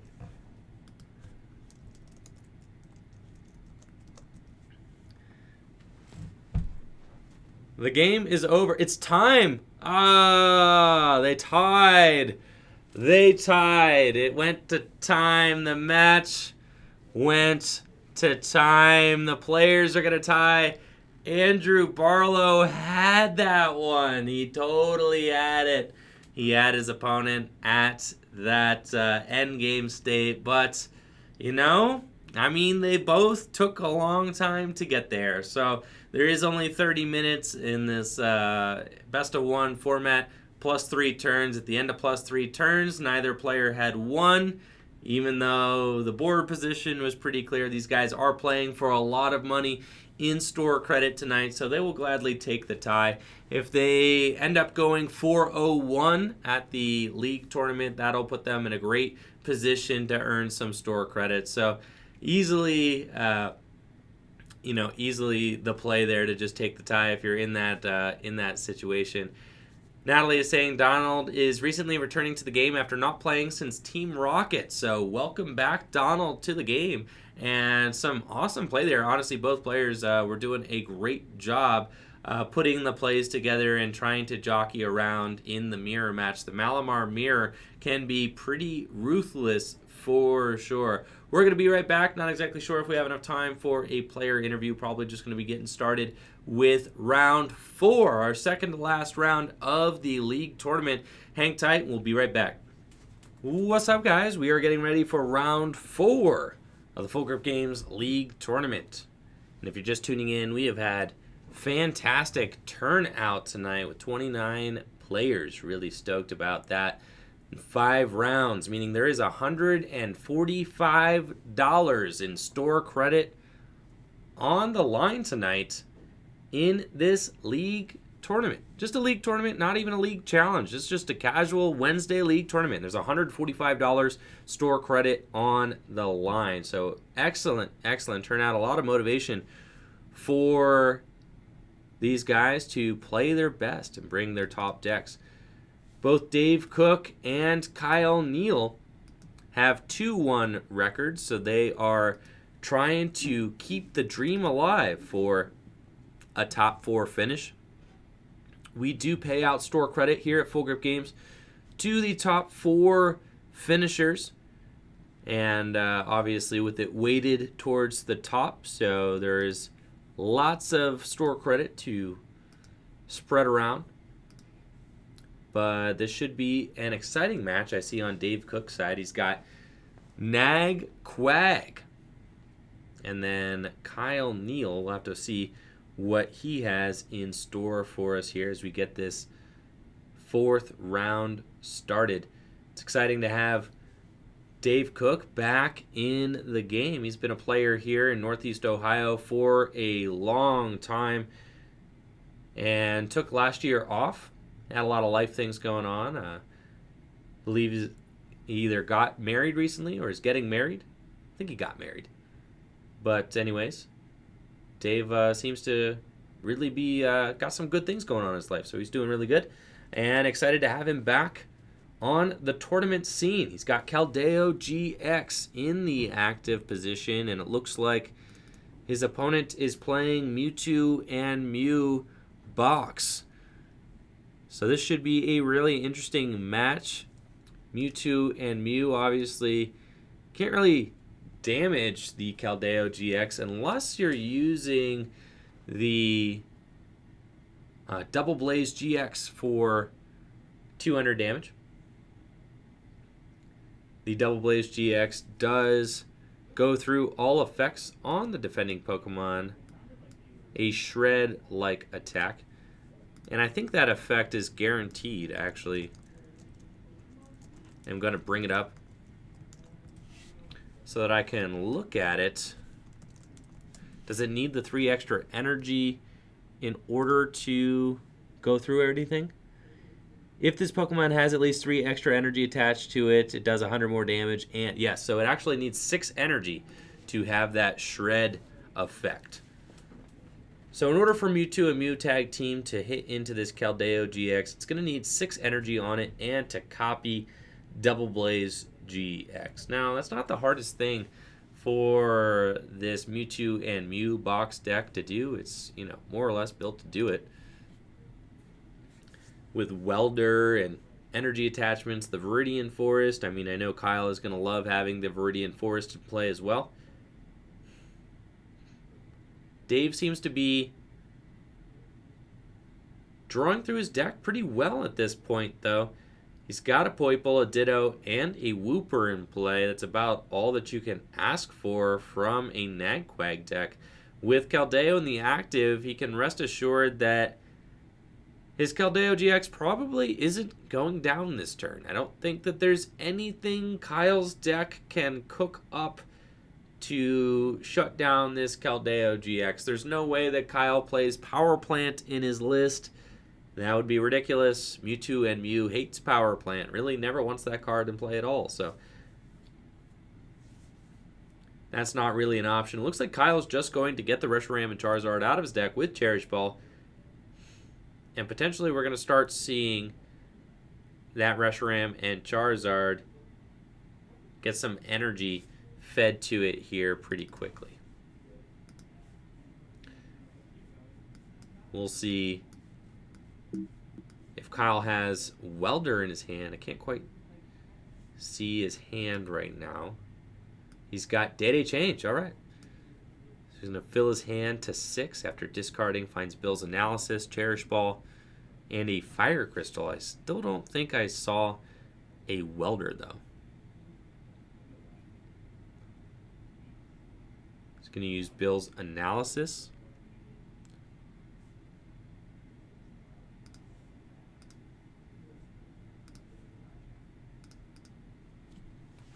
And finds a Pokegear. That is the cool thing about Henry Brand's World Championship winning list, is that unlike Tord's Turbo Reshiram Charizard deck, which only plays 4 Welder and no real way to find it, the Mewtwo box list plays 4 copies of Pokegear. Pokegear can help dig that Welder out of the deck, really. Force yourself to find it. Give yourself more options to find it. Now, where, maybe Tord's top 4 Reshiram and Charizard list doesn't play Pokegear, it does play Jirachi, right? So you do get to Stellar Wish and you get to dig that way. Both decks have their ways of digging for Welder, and both decks really don't like to whiff it during the first couple of turns, but we seem to be seeing that quite a bit. It's something that I've definitely noticed. The Welder decks are extremely strong, but with only 4 Welder in the deck and no Tapu Lele GX in format or anything like that, in order to find it, you're just at the whim of your deck, hoping that you're able to find those Welders on the turns that you need them. Kyle is going to go search out Jirachi GX, place that onto the bench, protecting his Mewtwo and Mews from weakness. And he's got a full bench. That's it. No more Day Change. Nothing. We got Espeon Deoxys on the bench. We've got Reshiram Charizard on the bench. The gang is all here. And it's Dave's turn to play. He's got Naganadel, I believe he is putting back into the deck. And we'll see who he's searching out here. Naganadel seems like a Pokemon that you would want to evolve this turn. But he's going to opt to prioritize the Quagsire, and I think that's fine. He's actually got a second Naganadel as well. And may choose to just, get another Naganadel. That's fine. Thins the card out of your hand. And we'll get both Quagsire and Naganadel evolved up. With Viridian still staying in play, he's going to get a chance to cycle some energies through. Hopefully get some into the discard pile. Looks like he plays custom catchers in his list as well. Finds literally all Pokemon. This hand is all Pokemon. It's all Pokemon. You really hate to see it. And none of them are basics. You can't even put them down. I think he got, one Poiple, which is fine, right? But with very few energy in play in the discard pile and so forth, it's like, okay, come on, deck. I couldn't have gotten maybe one energy. If Dave had just found one water energy off of that Lily, he would have been able to attack this turn. He had double charge up, use Quagsire, put all the energy forward with washout and attach for turn. But instead, he's going to be short one energy. He's just got 2 energy this turn. He can charge up 1. He could attach 1 from hand. And then next turn, I expect David to be able to attack. And we'll see if he decides to evolve up one of this Ditto into a Pokemon. I expect that next turn we're going to see David use that custom catcher to actually draw some cards. And the cool thing is he can evolve the Pokemon that are in his hand next turn and then just discard whichever Pokemon he doesn't want with the Viridian, find an energy, and then draw 3 cards with custom catcher. So the custom catcher may come in clutch as a draw card, but David does have time on his side. Kyle, unable to find Welder, is just going to be here manually attaching to his Mewtwo and Mew. We know he's not going anywhere quick. He's not using Dedenne GX. He doesn't have Jirachi, but he does have a Pokegear in his hand, so he might find Welder this turn off. Oh, he actually has it. Okay. I didn't see him get that Welder, so he's got it. All right. Did not see that Welder floating around in his hand. And now he's got a 3 energy Mewtwo and Mew. Still unable to damage the Keldeo, though. David is sitting pretty with that Keldeo GX in the active position.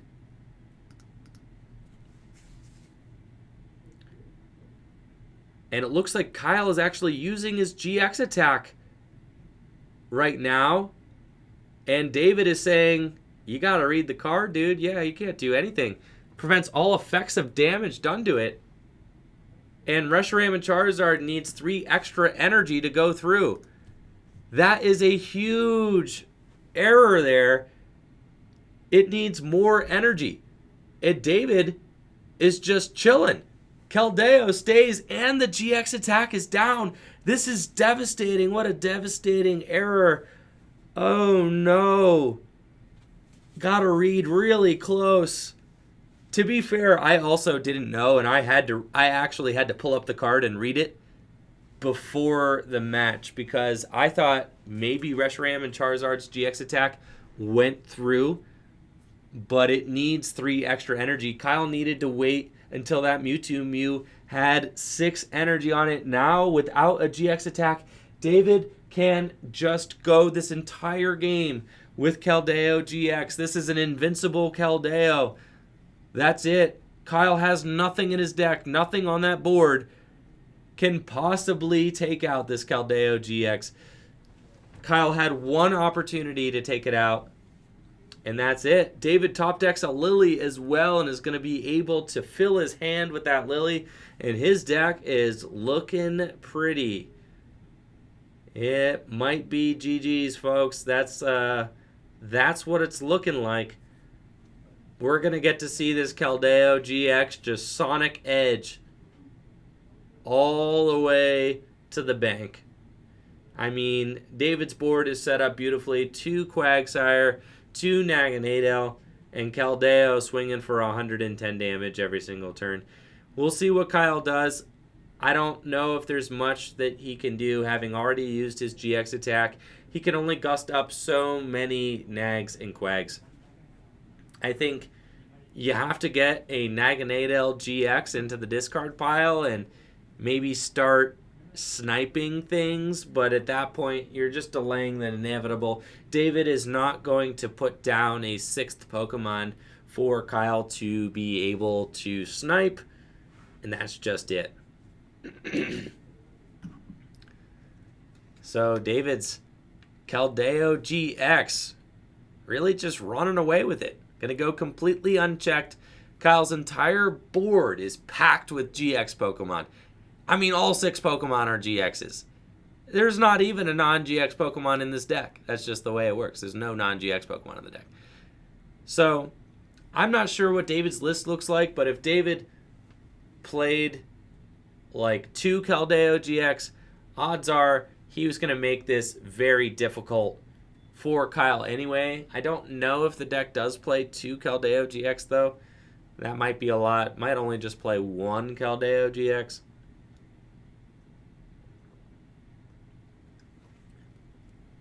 So we'll see. I mean, Kyle can certainly drag this out and retreat around. I'm not sure that that's what he's trying to do. I mean, at this point, it's like, why delay the inevitable? We know David does play custom catchers. He's going to be able to bring out tag team Pokemon. But having already used his GX attack, Mewtwo and Mew can't even use its heal. Miraculous Duo. It can't even Miraculous Duo. I mean, if we're trying to play for a tie, Miraculous Duo is not going to do it because you can't GX again. So there's no real heal cards in this list. I don't think that there's any sort of super scoop ups or any sort of great potion action that we might see. Really just stuck. It's unfortunate, but just where we're at. So we're going to see a Welder come down onto the Mewtwo and Mew in a draw of 3.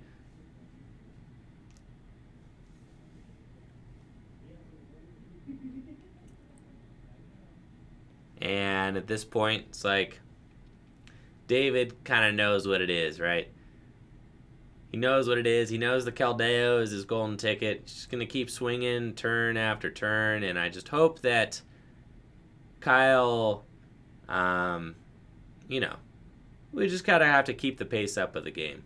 I hope that both players kind of realize that because, these matches can go long. We saw last match went to tie, and sometimes you can, there's enough game actions to where you could really draw the game out, even though the writing's on the wall. You really know where it's going.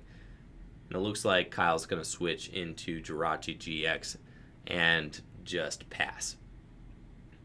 David here, I think he just needs to realize the boat he's in and just keep swinging.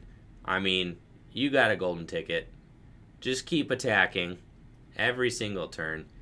Make sure that you're giving your turns as little time as possible so that you don't go to time. Because that's like the big fear here, is that Kyle just keeps retreating between all of these Pokemon and that David maybe can't finish any of them off. I think he probably should be able to, considering that he does play custom catchers in the list. And we see David starting to suit up bench Pokemon. I mean, the cool thing is that Quagsire actually has an unlimited damage cap. So if it gets down to it, I mean, if David gets enough energy on board, he's going to be taking big knockouts with Quagsire. I think it's something like either 50 or 60 plus the amount of energy you have, water energy you have on it. I'm going to have to actually pull it up and read it. Yeah, Hydro Pump, 60 plus, 20 more for each damage, each water energy attached to this Pokemon. And Dave Cook also has his GX attack, so he could use Keldeo's GX attack here, which we may see. Would take a one-hit knockout. Yeah, and that's exactly what we got. So David really accelerating this game here taking that knockout with Keldeo GX and its GX attack, bringing himself down to just 3 prizes remaining. The double custom catcher play coming in very clutch there, bringing up the Mewtwo and Mew on the bench and taking out all of the energy from Kyle's field. Kyle left with just a single Mewtwo Mew in play with a fire energy attached. That's all he's got. He's going to welder 2 more on and draw 3 cards. Still unable to damage this Keldeo GX. It just used Resolute Blade GX to deal 250 damage. Absolutely wild. Kyle's going to use Viridian and get a Psychic Energy 2, discarding his Giant Hearth. And then I'm going to do the math. I mean, I guess, what else we got to do? Let's do some math, folks. Let's see, how much energy does Quagsire need in order to one-hit KO the Mewtwo? All right, that's our quiz question for today. How much energy does Hydro Pump need? Is it 10? It sounds to me like it's 11. I think it's 11. 10? Yeah, 10, 260 needs 11. All right, 11 energy on the Quagsire. If we can get 11 energy. I'm not exactly sure how many energy Nag-Quag decks play. I don't think it's 11. I would be more inclined to bet about 9 to 10. Yeah, between 9 and 10, I would think. But if David does play 11 and has 11 energy in his deck, and there are none prized, then we could see a one-hit KO.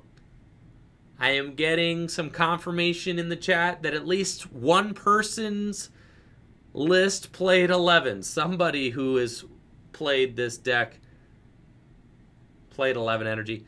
All right, and Kyle using Naganadel GX to snipe a Naganadel off of David's board. That does hurt a little bit. Gives the deck slightly less, slightly less energy recovery, which is annoying. And then if, Kyle gets to do it again, then the other Naganadel might go down, and that's also frustrating. But at this point, David knows he's just going to keep his energy off of the Naganadels. He's just going to wash that up to the active, and all the energy is very safe on the Keldeo GX.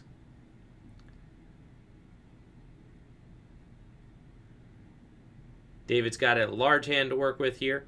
Could just slug away for another 110, force Kyle to attack with somebody else, and then if Kyle just leaves the Mewtwo Mew in the active, he could finish it off with a Quagsire next turn. He's got 2 Quagsires, so he knows that he's safe with the Quagsires. He knows they're not going down. But just keeping the Keldeo in the active, definitely a good play for David. Just applying pressure, setting up these Mewtwo Mews for knockouts. He only needs to take 2 knockouts to win this game. And since he does play Custom Catcher, he's going to be able to chase down those tag team Pokemon. Looks like he's deciding to use a Jet Geyser here, though. Putting another water energy into the discard pile. And then he might Cyrus his opponent. We see David Cook eyeing up Cyrus. He is looking at it like, okay, am I about to limit my opponent's deck to 2? Does it matter, though? I mean, I guess you just take the energy off that Mewtwo Mew, keep him with Dedenne on the bench, and I guess, like, Charizard. Now, the Dedenne's got to stay, right? Oh, no, he picks. Okay. I forgot Cyrus is he picks. So, that's tough. I don't know. You give him the Dedenne back, you clear off his bench. I'm not exactly sure how meaningful the Cyrus is there, but it was cool. We don't really get to see Cyrus that often, so it's neat to see. But Kyle didn't exactly have a big board state set up. He just doesn't have as many Pokemon that he could copy at this point. And then I think we're going to see another attack from Keldeo GX. We got to make sure, hopefully David realizes that time is of the essence here. Said it before and I'll say it again. That could be the big weakness here, is if he just can't take these knockouts quickly enough. The Jirachi only has a single retreat, so it's not going to be that hard to get out of the active. But it will be annoying if Kyle is trying to string together another attack with Naganadel GX. I do kind of wish that David had used Wash Out to put all his energy up onto the Keldeo GX, because if Kyle is able to pull off a Venom Shot this turn, then he's going to be taking out that Naganadel and basically setting David back in energy. I also kind of wish that David had just swung into the Mewtwo Mew. I think just hitting the Mewtwo Mew seems really good. I mean, in your path to take 6 prizes, you really only got to knock out 2 Pokemon. And it looks like Kyle is going to put some damage on the board, double custom catchering up the Volcanion Prism Star, and we might see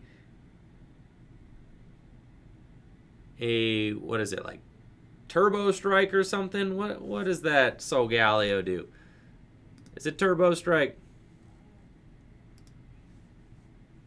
Solgaleo GX accelerates 2 energy from the discard pile into play.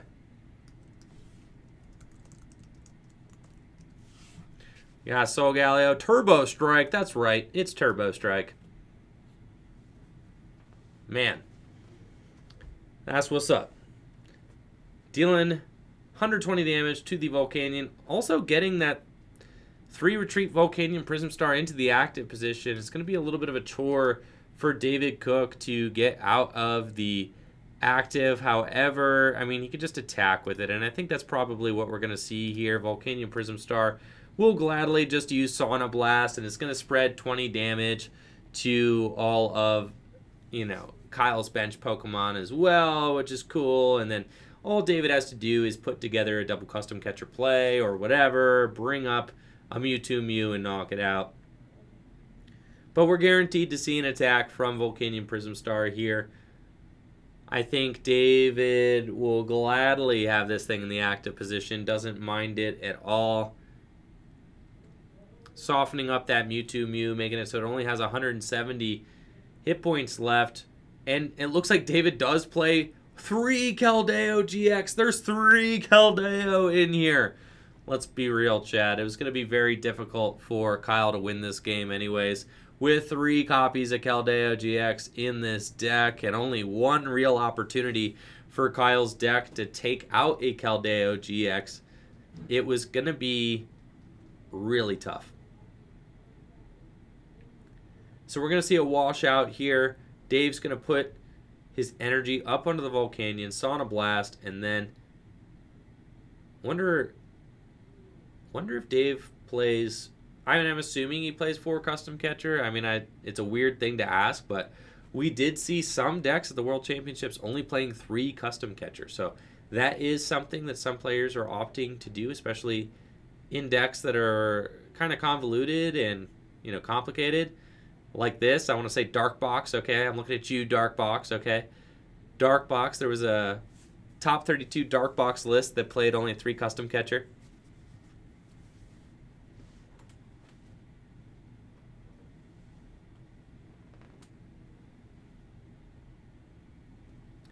And yeah, Trainer Chip is saying, I mean, he can actually take 5 more prizes. Yep, Dave actually has put down enough Pokemon that Kyle could use Naganadel to snipe for all of his prizes.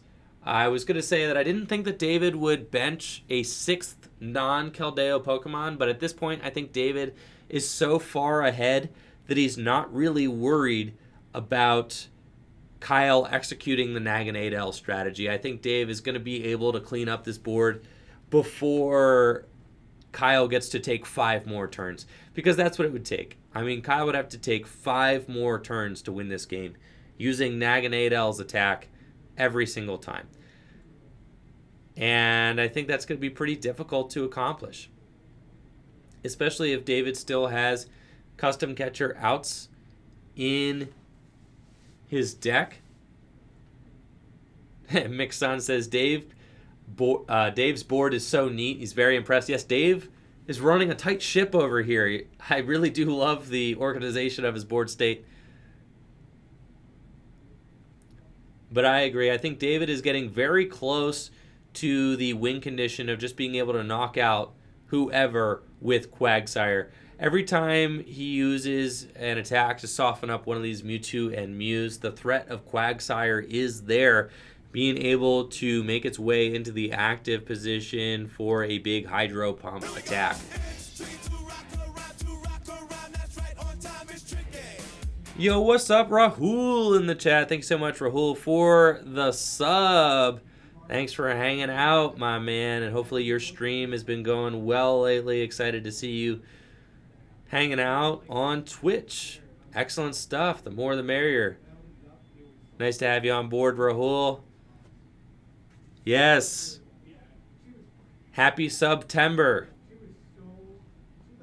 Half off subs on Twitch. Thanks, Subway.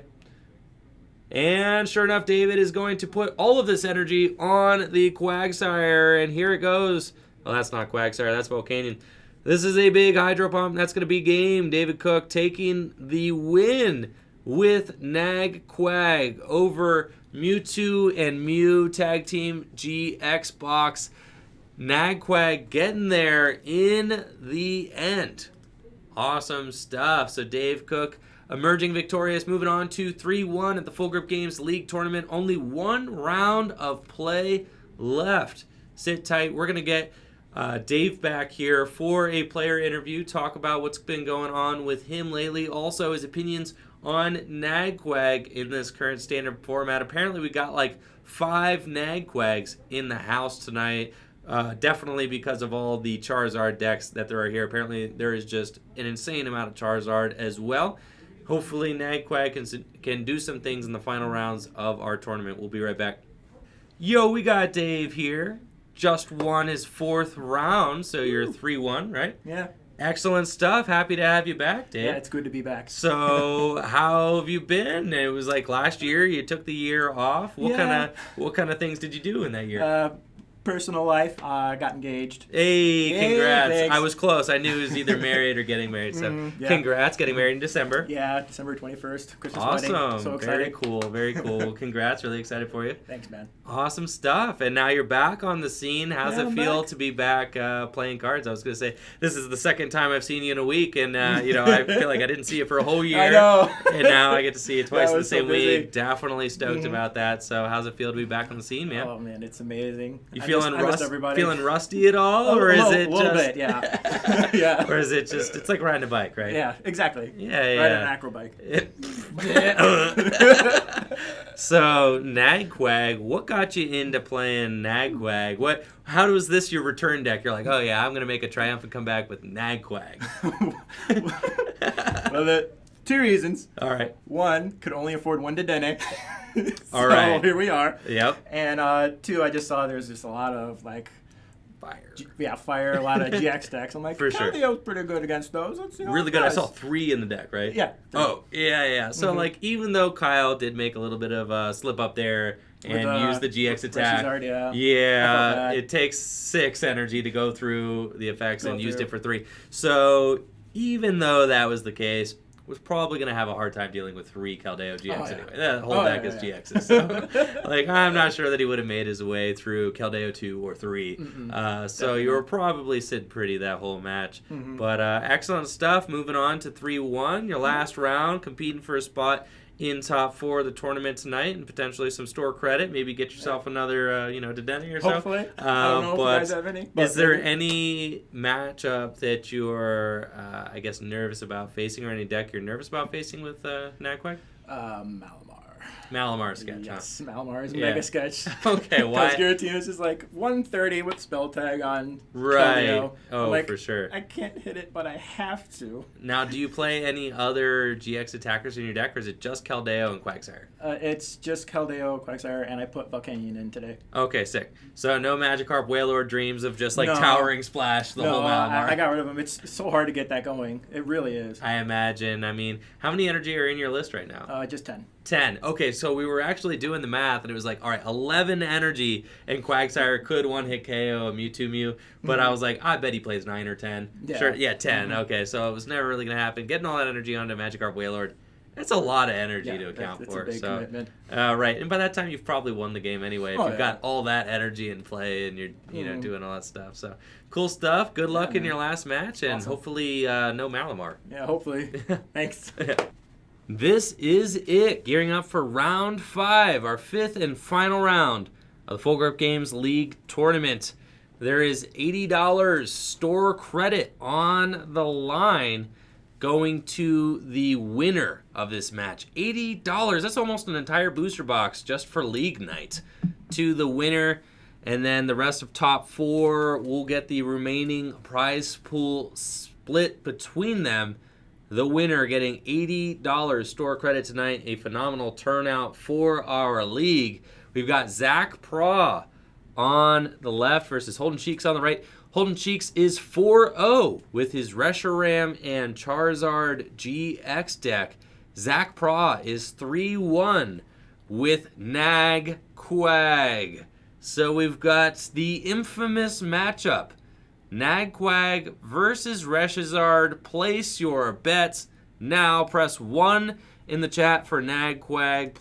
Press 2 for Charizard. I want to hear, who do you guys think is going to take it home? 1 for Nag Quag, 2 for Charizard. We're going to see in this exciting finale of the Full Grip Games League tournaments. Let's get it rocking and rolling here. These players are setting out their prize cards. I'm not exactly sure what kind of tricks Holden has up his sleeve to deal with Nag Quag here. It should be tough going. If Zach is able to set up Quagsire's Hydro Pump attack, easily disposes of Reshiram and Charizards, and Zach's only going to need to take out a couple Reshiram and Charizards to win this game. Holden may have Turtonator in his deck as a non-GX, non-Water Weak attacking option. He also has Victini Prism Star as an option. I think Holden's main strategy here is going to try to just be aggressive. Get out of the gates quick. Try to take pointed knockouts using Ninetales and its Nine Temptations ability to bring up Pokemon on Zach's bench and knock them out, making sure to keep Quagsires out of play. If Holden can target down these Quagsires and knock them out quickly and efficiently, Zach's strategy is going to fall apart. So that's going to be Holden's main prerogative here. Setting up a quick Ninetales, taking knockouts on Quagsire, and hope that maybe Zach just fumbles the ball here in the early stages of the game. So that's what we got. $80 in store credit to the winner with 29 players here. We had $145 in the prize pool tonight. So very exciting finale here for our league tournament. Big thanks to everybody who showed up. Big thanks to everybody who's watching at home. Thank you guys for making this production what it is every week. It looks like Holden is on the draw, going first, starting Jirachi with a Vulpix on the bench, exactly where he wants to be. Zach's got a Poiple in the active position. Holden has got an ideal start here with a potential Reshizard coming down into play. I think that's got to be the maneuver. No fear here from Holden, getting that 3-prize Reshiram and Charizard out of the deck and saying, you know what? If we're going to win, we're going to win by being aggressive. I really like Heatran GX as an option in this matchup as well. Heatran GX is going to be a great lead for Holden to be able to put some pressure on while not giving up 3 prizes, that's for sure. So glad to see Holden making good use of that Heatran GX over there and getting that into play as well. We see him starting to suit up that Heatran GX, and day-to-day change, only having to discard a single Giant Hearth to refill his hand to 6. Finds Heat Factory, no Welder, I believe. He's going to Giant Hearth to thin his deck, grabbing 2 fires, and then does get a Stellar Wish. If he can find a copy of Welder off of Stellar Wish, that Heatran GX is going to get a ton of energy on this first turn here. 3 energy ready to go, and Zach going second. I mean, Quag really likes to go first here. Quag really likes to go first every time. And actually, Holden just did have a Welder. I didn't see it in his hand. He's got that beautiful full art Welder from Unbroken Bonds, and there we go, getting set up like a champ. He's got Stellar Wish too, and we can see just how consistent this deck is. So consistent, so quick. It's clear to see how this deck is just easily becoming one of the best decks in standard format. It's so fast. Does what it needs to do almost every single game. And just how long Holden's turn has been. I mean, really, this first turn is just now starting to come to an end, having drawn a ton of cards. I mean, he's ending this turn with like an 8-card hand or something ridiculous, and a Jirachi in the active position, a fully loaded Heatran GX, and Zach's just got to take a deep breath like, all right, let's set up some Quags. He's got a Pokemon Communication here. Gonna go for a Whoop Dog on the bench. We got a Whooper. Send your whoops to the chat.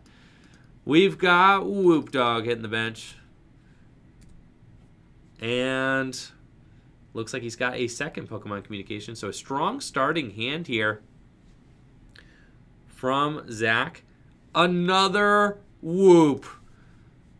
Whoop. There it is. We've got him. We've got him right here, boys. 2 Whoop Dogs hitting the bench. Thank you for the whoops, chat. Warms my heart to see so many happy whoopers in the chat. It's exactly what I need. It's been a long day of work, guys. I needed that whoop. Whoop Nation, everybody. All right, Zach's got a Water Energy attachment to the Poipole. Custom Catcher for a draw of 2.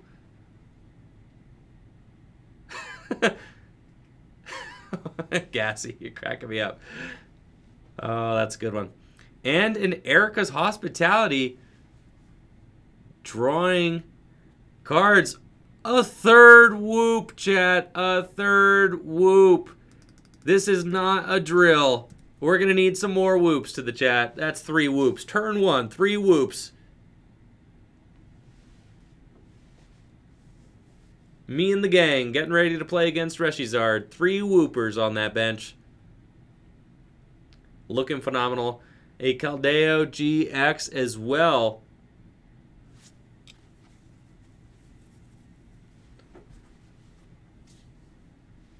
And Zach gonna discard a Water Energy with Giant Hearth. Only thing left I'd like to see from Zach is potentially another Poipole hit the bench, but really Zach can just safely retreat into Keldeo with Heatran GX receiving all of Holden's energy. He can safely retreat into Keldeo. He knows that the Keldeo's not going down. We're not seeing a 6 energy Double Blaze GX. That's not happening. So Keldeo leading the way with its Pure Heart ability. The ball's in Holden's court now. He's got a Pokemon Communications. Going to trade a Jirachi, and I believe we are going to see... Oh no, Ninetales hitting the field. Holden can use Giant Hearth and is going to get 2 fires out of his deck and easily just bring out that Poipole, the 1 Poipole. Zach just needed a second Poiple. This is so sad. If Zach had only just lived one more turn. Now, Holden does still need a switch. I assume that he has a switch in his hand, but this is going to start to get ugly kind of quick. If Holden is able to target down these Nag and Nadels, he's got the switch in hand already. He's got Heat Factory. He's got a gigantic hand.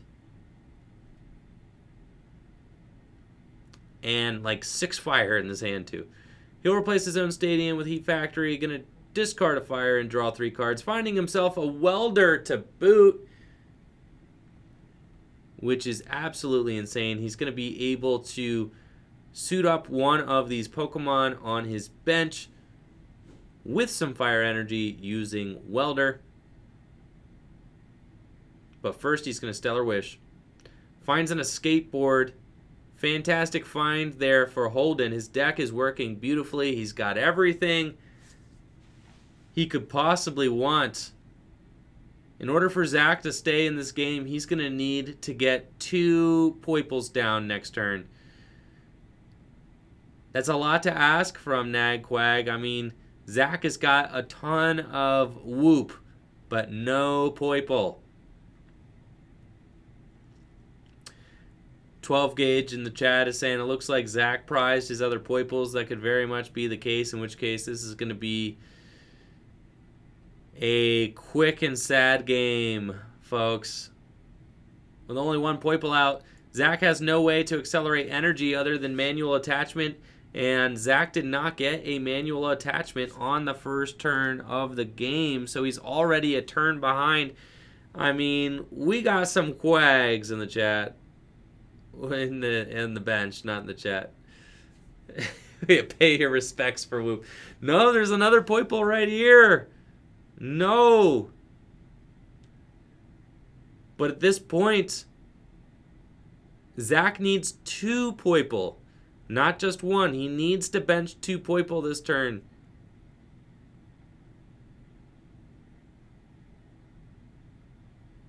And if Zach doesn't have a way, no, he has to Day-Day change. That's horrible. Zach could have had a chance this game if he just went 2 Poiple, 2 Whooper. But I think he just went Whoop crazy. And now, if Holden just decides to target down the Poiple here again, which we know he's going to have the option to do. He's got so many ways to get his hands on fire energy. We're going to see another attack hit that Poiple. So sad. Yeah, being the Nag Quag player, you have to know that your opponent is going to be able to target it down. I mean, especially when we're talking about Turbo Reshizard here. Holden has got that Heatran in the active, sitting pretty. No competition. Zach unable to get the energy he needs in play to attack. And Holden sees his opening, is targeting down the Poiple again. No, this is horrible. Horrible news for Zach.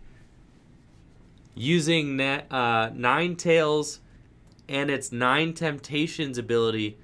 Discarding 2 fire from his hand. Bringing up the Poiple. And we're going to see Heatran use Steamy Stomp. I know it's Steaming Stomp, but I'd be lying if I didn't call it Steamy Stomp in testing. I do. I call it Steamy Stomp. Heatran's going to give him the Steamy Stomp. And the Poiple hits the discard pile. Oh, a tragic day indeed at Full Grip Games. 2 Poiple. They needed to be out at the same time. But alas, they were not. And since they only hit the bench 1 by 1, Holden was able to target them down and take them out. And now we've got a Poiple with 2 energy on it. And you just know that Holden is eyeing it up, is going to use Ninetales and going to bring up that Whooper. Chat, pay your respects for this Whooper, because this Whoop is he's going down. This 2 energy whoop, there's no way this 2 energy whoop is making it through the turn. Press F for the whoop, chat. There's no way this whoop is making it. Zach's got his 2 energy on the whoop on the bench. Holden just needs to find 2 fire energy. I'm not sure. Oh, yeah, he's got 3 fire energy in deck. I'm completely sure. That whooper's going down. He's got 4 energy in hand. This hand is just full of energy. He's got all the energy he could possibly need.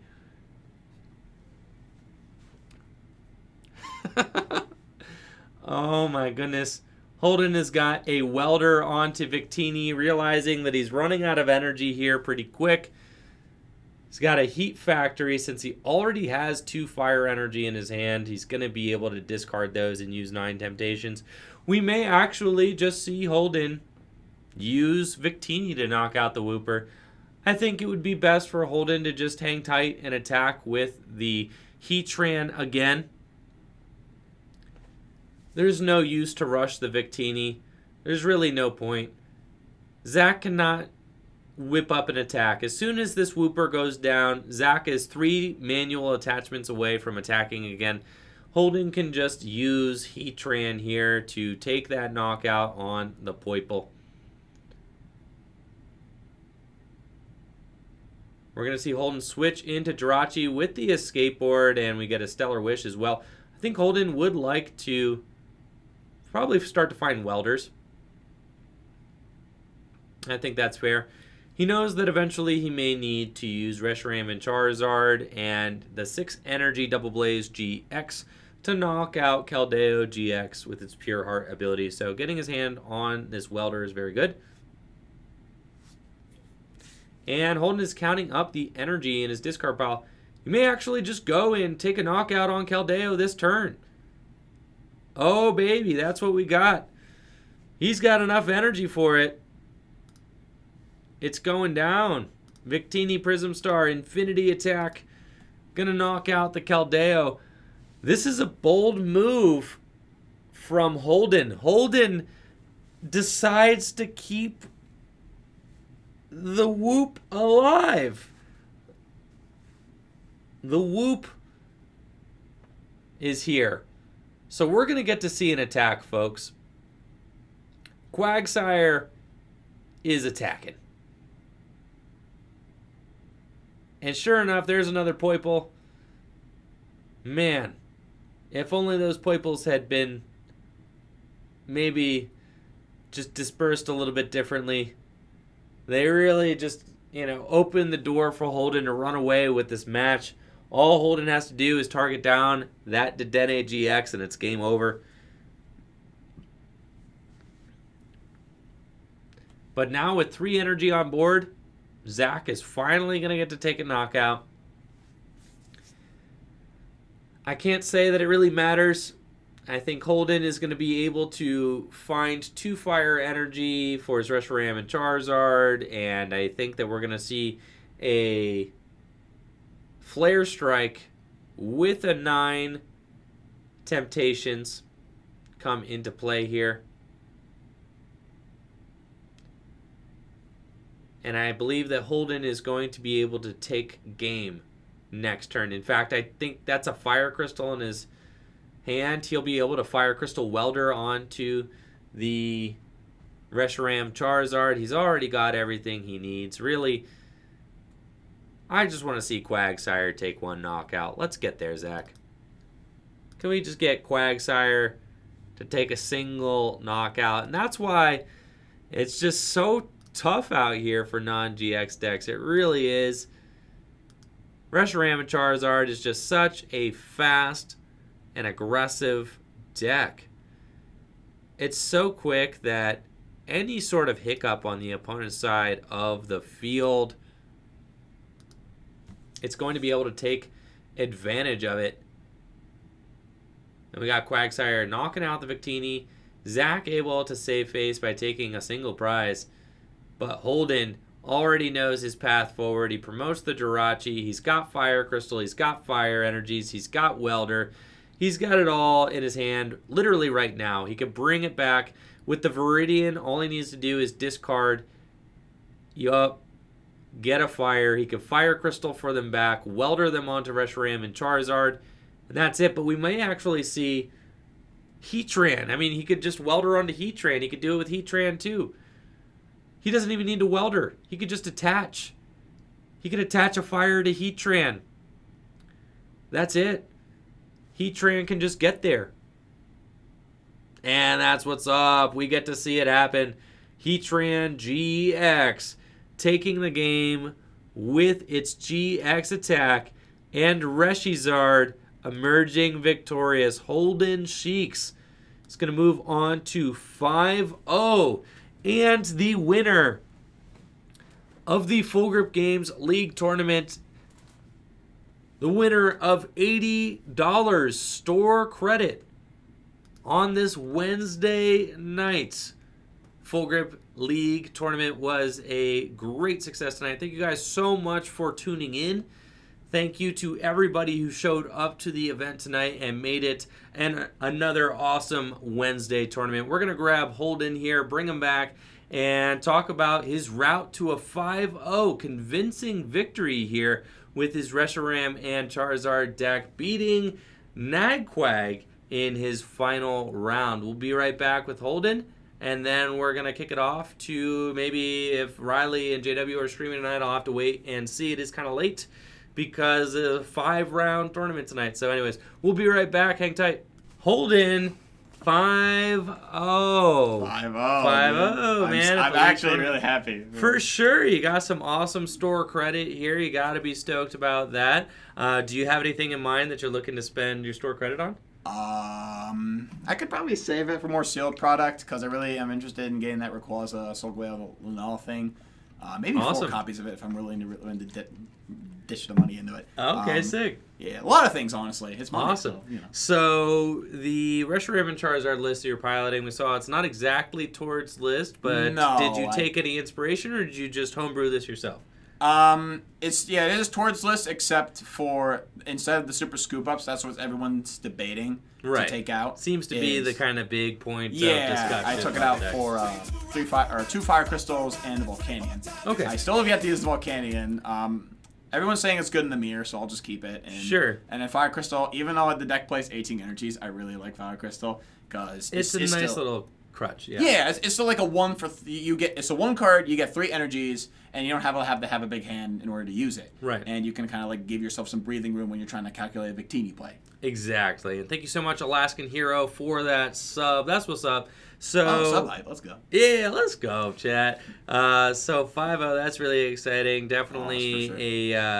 a kind of a reaffirmation that the deck seems to be completely busted, right? Super good. Yeah, I mean, you just beat Quag. I mean, there's right. a lot of water Pokemon on that deck, and you seem to know exactly who you needed to take out and when. Yeah. I was just kind of like mapping out my prizes. At least the deck was inconsistent, so I could like take a shot at it, and I did. So I was just like, okay, knockout, prize 5, knockout, prize 4. Okay, he played 2 GXs, easy. Just knock out Victini, and then just get a Ninetales play. Exactly, and I think, if Zach had maybe been able to get 2 Poiple and 2 Wooper into play. Yeah, if the deck actually worked, then yeah, I would have been terrified. Right, but the 3 Woopers, we were all very excited about the 3 Woopers in the chat, because we got a Wooper emote, so we were showing off. Nice. Yeah, we were all very excited about the 3 Woopers, but only 1 Poiple. You were able to kind of pick that play apart real easy, and especially going first in that matchup had to be huge for you as well. Oh yeah, of course. I had like a broken setup. He only played 1 Poiple. That's the only energy acceleration. Might as well just take it out. For sure. And then I can slow down the Quagnag pressure. Exactly. So, what other decks did you beat today? If you remember. Yeah, what were my matches? Naganadel Quagsire. Yeah. 3 Reshizards. 3 Reshizard mirrors. Yeah, I had to play. Wow. I had to play a mirror 3 times. Wow. And did not use Volcanion once, but I went first on all of them. So I kind of got really lucky with the coin flips. That'll happen. I think game 1 was. I'm trying to remember. Game 1 was. It's all good. You beat a lot of mirrors. Beat a lot of mirrors tonight, and that's really cool because game 1 something. Pikarom. Yeah, there you go. Because you're going to be seeing a lot of mirrors if you play Reshizard, I'm assuming, at your local tournaments. I just have to get second. Excellent. Or get second, like, in the coin flip, I mean. Oh, yes. Yeah, so I can actually, like, see what I do in that scenario. For sure. And going first definitely is good, Oh, I think, yeah, in the that mirror. gives you a huge advantage. Huge advantage for sure. Anyways, thank you so much for joining us. Congrats on the win, Thank you. Holden. All right, Really and happy about hopefully we'll be seeing you next week, man. Of course. Yeah, you got a league challenge right next week, right? I believe so. Sweet. All right, that's it for the Full Grip Games League Tournament. Thank you guys so much for the viewership, all of the subs, the bits. We got Natalie and Blizzy Memes at the top of the bit leaderboards tonight. Thank you guys so much for being here, for being a part of this community, for giving the channel a follow as well. Y'all take it easy. I'm going to be back tomorrow morning with some Pokemon trading card game online action. 10 a.m. Eastern Standard Time. If you're at work, school, babysitting, whatever, what have you, be there. I'll be there. It'll be fun. We'll have a great time. Take it easy. Have a great night. Deuces. Peace.